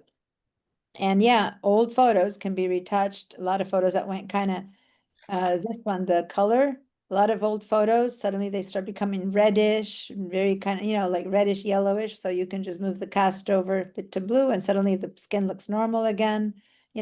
There's a lot of things that like old color photos that are all faded or scratches, it's pretty cool. This is a photo of a photo. You have it. This is a photo of a photo? No. What I have was a The photo. one you have is a photo of a photo? Okay. Yeah. So we can keep going down. Like if you have one of those flashes that gave someone a red eye, that's that one. Anyway, I'm not going to sit and teach you every one of these right now. I just want to finish this one up right now, and then we can open another one because I want to show you what happens when I'm done. What do you mean? All these things that I've done. First of all, if I want to reset this one individually, turn this eyeball on and off, that's good. If I want to reset each one individually, I would touch these little arrows, but I'm going to lose everything I did. If I want to reset all of these adjustments, I can go down here to reset adjustments, but then I would lose light and color, and maybe I did a white balance and a definition. Maybe I did a few others. All of those reset at once over here. And then if I do revert to original, then I lose everything, including the cleanup and the crop and the whole thing. Okay, so there's little ways to back up individually on small choices, all the way back to revert to the very original. I have all levels of reverting here happening. And reverting to original would be this one, except for this one doesn't revert to the crop. This little preview here doesn't revert to the crop. If I say revert to original, it goes all the way back out to the where he, remember he was standing up in this photo, it completely reverts all the way to the crop. So now let's say that we love it, we're finished, we've tried everything we want on this one, and let's say done. Click on done to finish editing.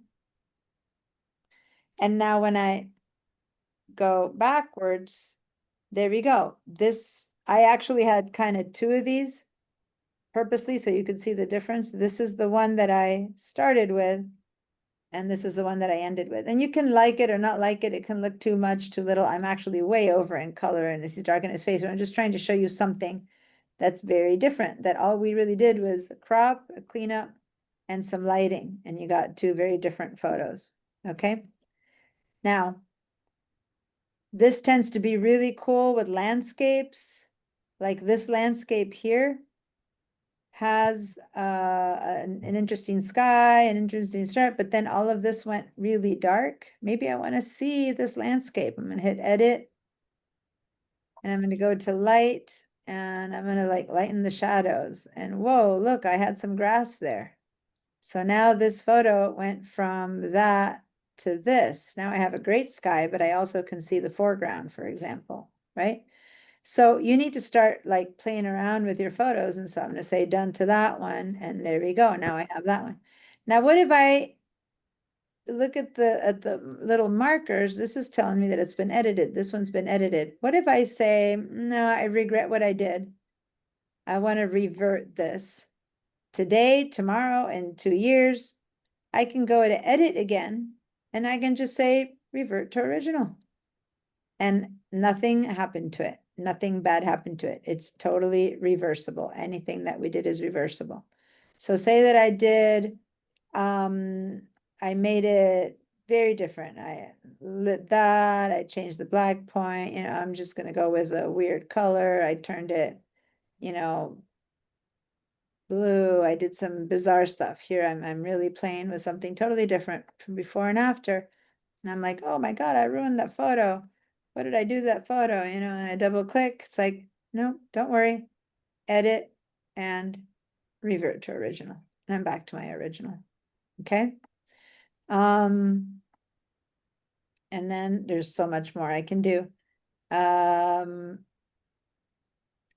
Questions before I continue. I'm going to clear your answer. Did you all manage to go back to your photos, find something else? You know, you can always come back and keep going and keep going. I can go back and go, I'm going to take some of that bright color off. You can always keep editing. Find a photo that you wanna alter in one way or another and open it up and try something, and then ask me. And so now give me a yes if you've managed to use the tools that I've shown you successfully. Now open another photo and give another one a try. Now this one here, for example, is interesting. This is the sun rays. And when I hit edit, look at the difference. The light, like when I darken the shadows or lighten the shadows on this one. Whoa. What's happening?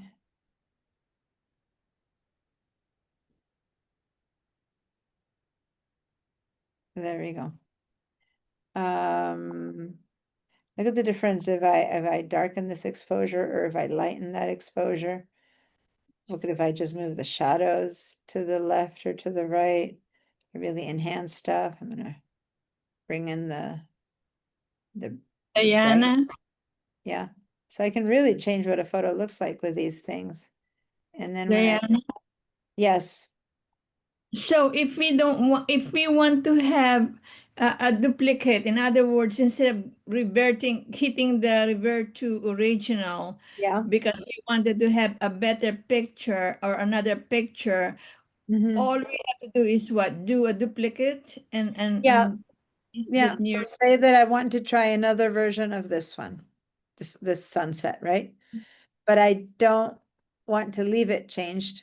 And as long as I'm okay with having my computer have two versions of the same one, I can right click and I can duplicate one photo. So now I have duplicated this photo. So I can leave one with the front dark and I'm going to open the second one. I'm going to edit this one and I'm going to lighten those shadows again. And I'm going to add some color vibrance to that sky. And I'm going to, I don't know, I'm going to give it a bit of a yellower cast. I'm going to give it some more contrast. So I'm going to turn down some brilliance, a little vignette. I'm just doing a bunch of different things to it. And then when I'm done, this is one and this is the other. And again, I'm exaggerating but I've kept both versions. So what am I doing here? I'm showing you this one or this one, this one or this one. So I've kept both versions. Maybe I want this other version. I want to do it the other way around. I want to darken it and I want to have it to have very little color. And I want to make it look like a bleak, kind of thing. And so I take some saturation out and I say done, done. Now I have two very different versions, that one and this one, and I keep both, but neither is the original. Doesn't matter. I can double click, edit, revert to original. And I can do that to both and have two identical ones by the time I'm done. If I revert both to original, I'm back to having two identical ones. These are not changed because I reverted the changes. Or I keep both and I keep one changed and one not changed. So yeah, they're completely fixable. And if you don't want the two, then you just right click and yes, you do remove one because you don't want to, if you like the final choice and you know that you like it the way it is, then you just remove the duplicate. But if you preferred having maybe, and this is a good case, maybe I do want to fix both because both are crooked. So I'm gonna make both straight. So say that's mating it straight. But other than that, I don't really wanna give it that intense crop that I had before. So now I say done. And now what I have is that version and this version. This one's gonna be maybe something for my mantelpiece, and then this one's just gonna be because I want to see his whole body on that one. And I just keep both because I like both versions. Okay, and keep both versions. Originally, they started the same, right? But now, even though it's the same file name, file number, they are different enough that these wouldn't appear as a duplicate. These wouldn't merge into each other as duplicates because then it wouldn't know which one to choose. Once it's been edited, it isn't considered a duplicate anymore because the settings are so different that it wouldn't know to keep that one or this one. But these two are identical, so right now, one of these can go and there's no change, no problem. Does that make sense, you guys? Thank you. Okay, any other questions? Does anyone want to share something, ask questions about something, or should I give a few more examples of the other sliders? What do you want to do? Does anyone tried something and it's not working and you want to know, well, would it work if I try this or that? Thomas, Bob, everyone. In my Photoshop classes where people work on images, then I have them post the files so that I can see their changes, but I'm not going to have that happen here, but I do want to make sure that everyone's trying the sliders.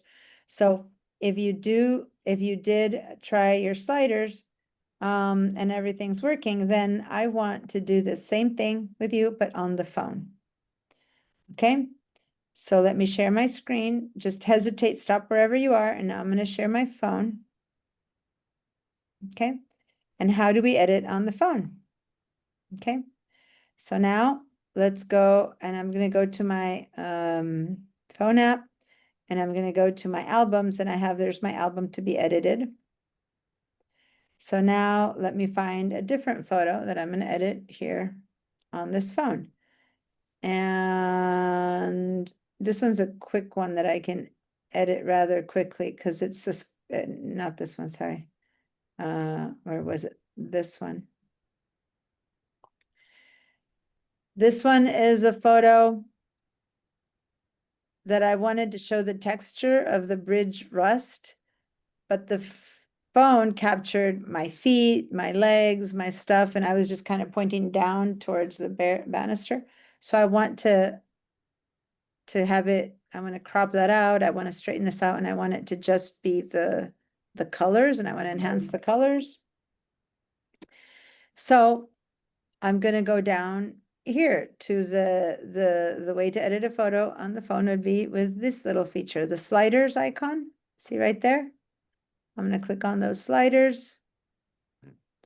And now I have my similar choices. It's because it's a live photo, I also have the choice for live. But that's only because it's live and nothing. So I have my adjust, I have my filters, and I have my crop. Again, in my iPhone 15, I also have cleanup, but in my iPhone 10, I don't have it. Now, there's nothing I want to magically be cleaned in this one, so it doesn't matter. So if I have adjust, filters, and crop, I'm going to start by cropping. You should always start, if you're going to crop it, you should start by cropping, because then you can, if I want to change the colors, it won't take into consideration the green or that. It'll just change the colors that are here. So these are my three choices for cropping, or straightening, horizontal, or vertical. So if I try to straighten it right now, that's the straighten. Okay, I'm going to go back to the middle. This is the vertical, and it goes up or down like that. And I'm going to just put it back in the middle, or horizontal. And it goes that way or this way, that way or this way. So given all those choices for cropping, I'm going to actually just by hand, I'm going to crop me out. Oh, but I didn't want, okay, so let me reset, because I didn't want it to all crop in automatically. See this lock that was there? I had a little lock over there that's keeping it in the same proportion. And I didn't want to do that. I actually want to cut this piece off. So I have to unlock it from there, or I need to go over here and say freeform, change to freeform.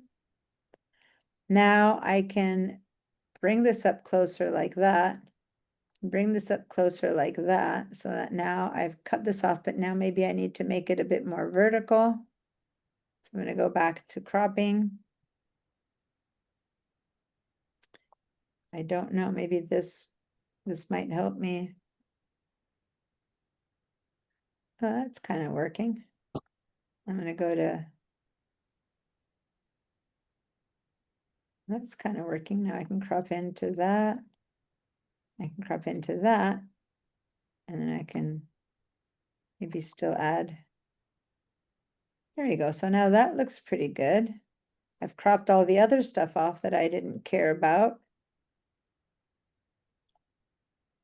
It's a little bit off center. Let me see if I can move it a little bit. No, it looks like I need to crop in a little bit more. Okay, now I'm going to go to adjust. And in adjust, these are the same choices I had in my computer, but where are they? They're hiding here. See these guys there? These are all those choices. And the only way to know what they are, I have to hover. So this first one here is my exposure.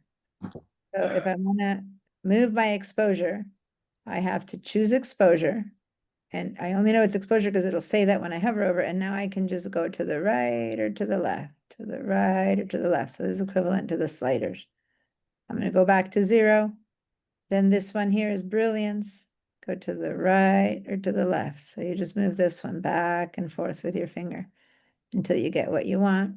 Right now, I'm always leaving them back at 0 each one. So I'm always going back to 0. This one here, I click on it and it's highlights. Again, right or left. I'm beginning to see some interesting things happening with the colors. So later I'll go, oh, I'm going to come back to that one. Then shadows, right or left. Okay. So you just keep, this one is contrast. Darks go darker, lights get lighter. Again, something interesting there for texture. Brightness. So it's the same ones that we saw before, right? But you're seeing them now. they all add up to each other. Right now I'm zeroing them all out. It's not like one is going to work. I'm going to do a little bit of this, a little bit of that. Black point, I can darken the pieces that are black, make them blacker. And then I get to my saturation. Saturated colors, I'm going to darken that, or vibrance to only add that to the, so those are all the ones that I did before. Then I have my warmth. I'm going to make it warmer or bluer. Okay, depending on the tone I want, I can go one way or the other. Tint, I can make it green or red. And then I get to the sharpness. If someone asked me, can I do something about sharpness? Yes, this is sharpness and definition. Both of these help with that. So I can add a lot of sharpness there, and I get, and I can actually zoom in to see the texture. I'm using my 2 fingers to zoom in. So to see the sharpness, I would want to zoom in to see the texture from there to there. See how it enhances from there to there. It's pretty much very enhanced sharpness.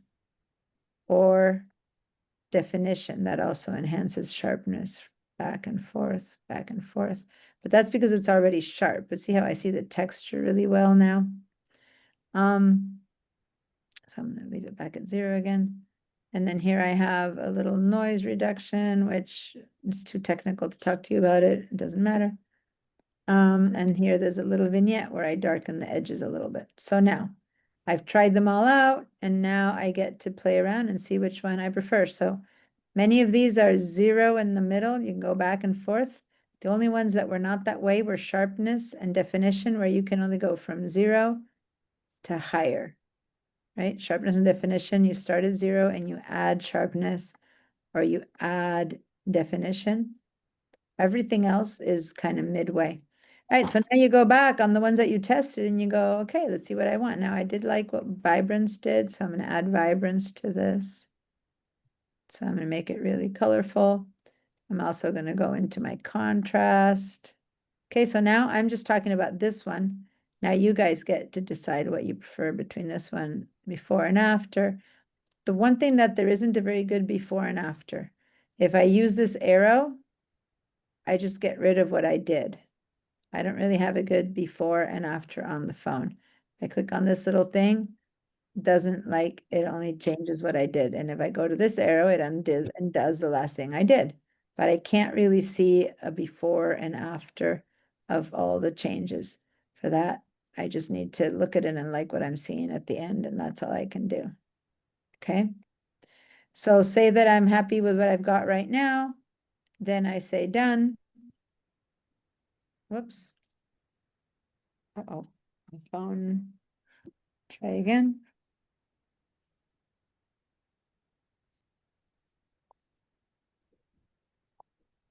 Okay, so once I like that, then I'm there, and that's my new photo. That's what I have. Now, again, if I wanted to see the whole picture, on this one, there isn't a before and after, but what I can do, again, I could duplicate it. So I'm gonna just go ahead and duplicate it. And how do I duplicate it? I go to the 3 little dots up here. Duplicate. I duplicate it. And now, to my duplicate, I go ahead and I say revert. I'm going to take everything, revert back to original. So I'm going up to the top. The choice is revert. I revert to original. We'll remove all the edits made to this photo. I'm going to revert to original. And here's what I started with. So now I have both versions. I have this one and that one. This one and that one. Okay? That's the original. And this is what I got at the end of all my little choices. And I did that on my phone. Okay. Now, everyone, hopefully you've been playing around with a photo on your phone. Give me a yay or a nay, a question. What's up? How's it going? Give me a yes if it's working for you. We have a couple more minutes. Diana, Steve? Yep. when you said, when you remove the other one after you made the duplicate, how did it happen? Because I thought when you made the duplicate, there's a duplicate. And yet you just said that I it was, made a duplicate, okay? And then, so I'm gonna do it again. Here's my duplicate. I'm gonna make a duplicate. So I make a duplicate again. And normally I don't on edits unless it's like this, I wouldn't really want my feet, so I don't duplicate it. But say I do want to duplicate it, which I did, so now I have two of these. Now I edit it again, okay? So I go over here to edit, and I once again choose edit. And I could continue to edit it. I can add more color, I can do something else. Maybe I want to go in a completely different direction with color. Or at the very top, I have the choice to revert back to original. There's the revert button. but that is my question. If you did, I saw you revert, how did it happen that you had one remaining duplicate? I thought you had removed it by No, I revert. didn't revert the duplicate. I reverted the edits. Oh, I see. Okay, okay. So I made a duplicate of two of these. I ended up with two of these. So one I left like this, and the other one I went back into edit and I reverted the edits. I didn't revert duplicating it. To revert the duplicate, you need to throw it in the trash. I see your got- question. This is the edits that got reverted. You have to open the editing again, and then you say revert to original. We'll remove all the edits. So this is not reverting that I duplicated, it's reverting that I edited it. So now I ended up with one original, like that, and one that I left.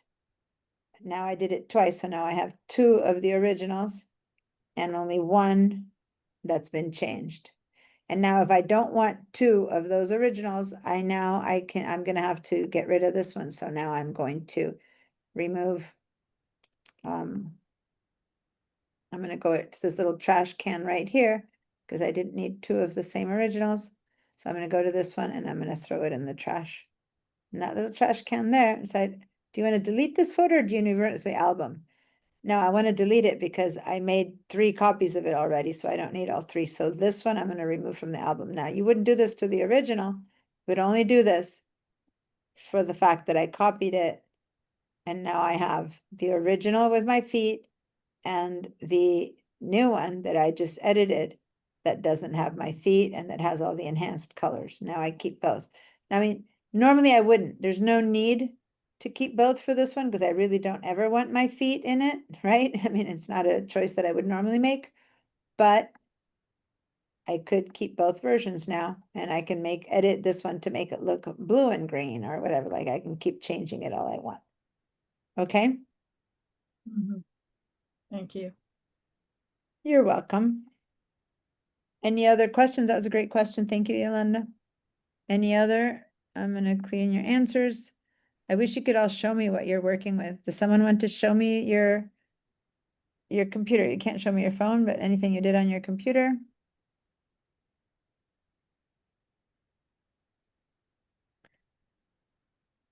Well, we have a couple more minutes. Let me show you something else that might be pretty different if you change it or not.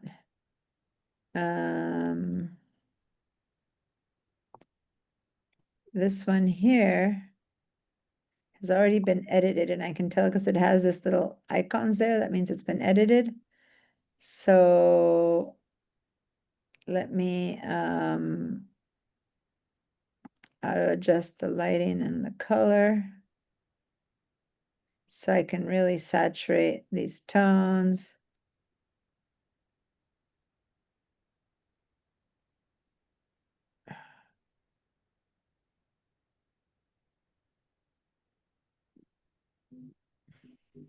So it's looking like they're on fire. I can make it much more warm. So now this is like before and after. Before and after. It's pretty cool, right? I can make my shadows be shadow and my lights be lighter so I can get a bigger contrast. Right, so now there's that before and after. Now I normally don't like to make things be so intense. I kind of prefer more gentle editing, but yeah, this one's kind of hazy from the, beach haze. When I edit this one, I do end up with some really good stuff over here where it says definition. And sharpness. This one gets the definition, really helps this one. Look at that, between there and there. It just took away all that haze, the beach haze. Look at that, between there and there. That's a pretty big change on that photo without much else. So I like that, right? Between before and after. And I didn't even go to color or to anything. All I did is that I went to definition and took off some of that haze, right? So now that's my before and after. And it was just one slider and that made a big difference, okay? So anyway, I'm going to revert to original again because I want to always go back to my samples to not having the changes, but yeah. Hopefully the class is over. I just got my 4:55 p.m. alarm. But yeah, see this one's a bit crooked and then the sky's a bit green and this orange, it's kind of weird, so I can play around with this to get a better color. Go ahead and homework. And remember, all of what you did here, you can do to a video, right? Next week, we're going to be working on more photos and on video. But you can open a video and try to do these changes. You can crop a video, you can change the color, everything that we just did, you can open on a video. All right, guys, homework, more albums, more keywords, okay, and more photo editing. Find more photos to put in the edit that you want to change and practice and try to do something. And if it doesn't work out well, then you can ask me, what should I do if this one needs this or needs that? And then there's so many sliders I didn't even get to show you that you can use to fix those photos, okay? All right. Next week.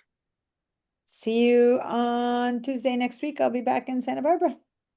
Bye. Oh, Safe good. travels. Thank you. Thank you. Bye.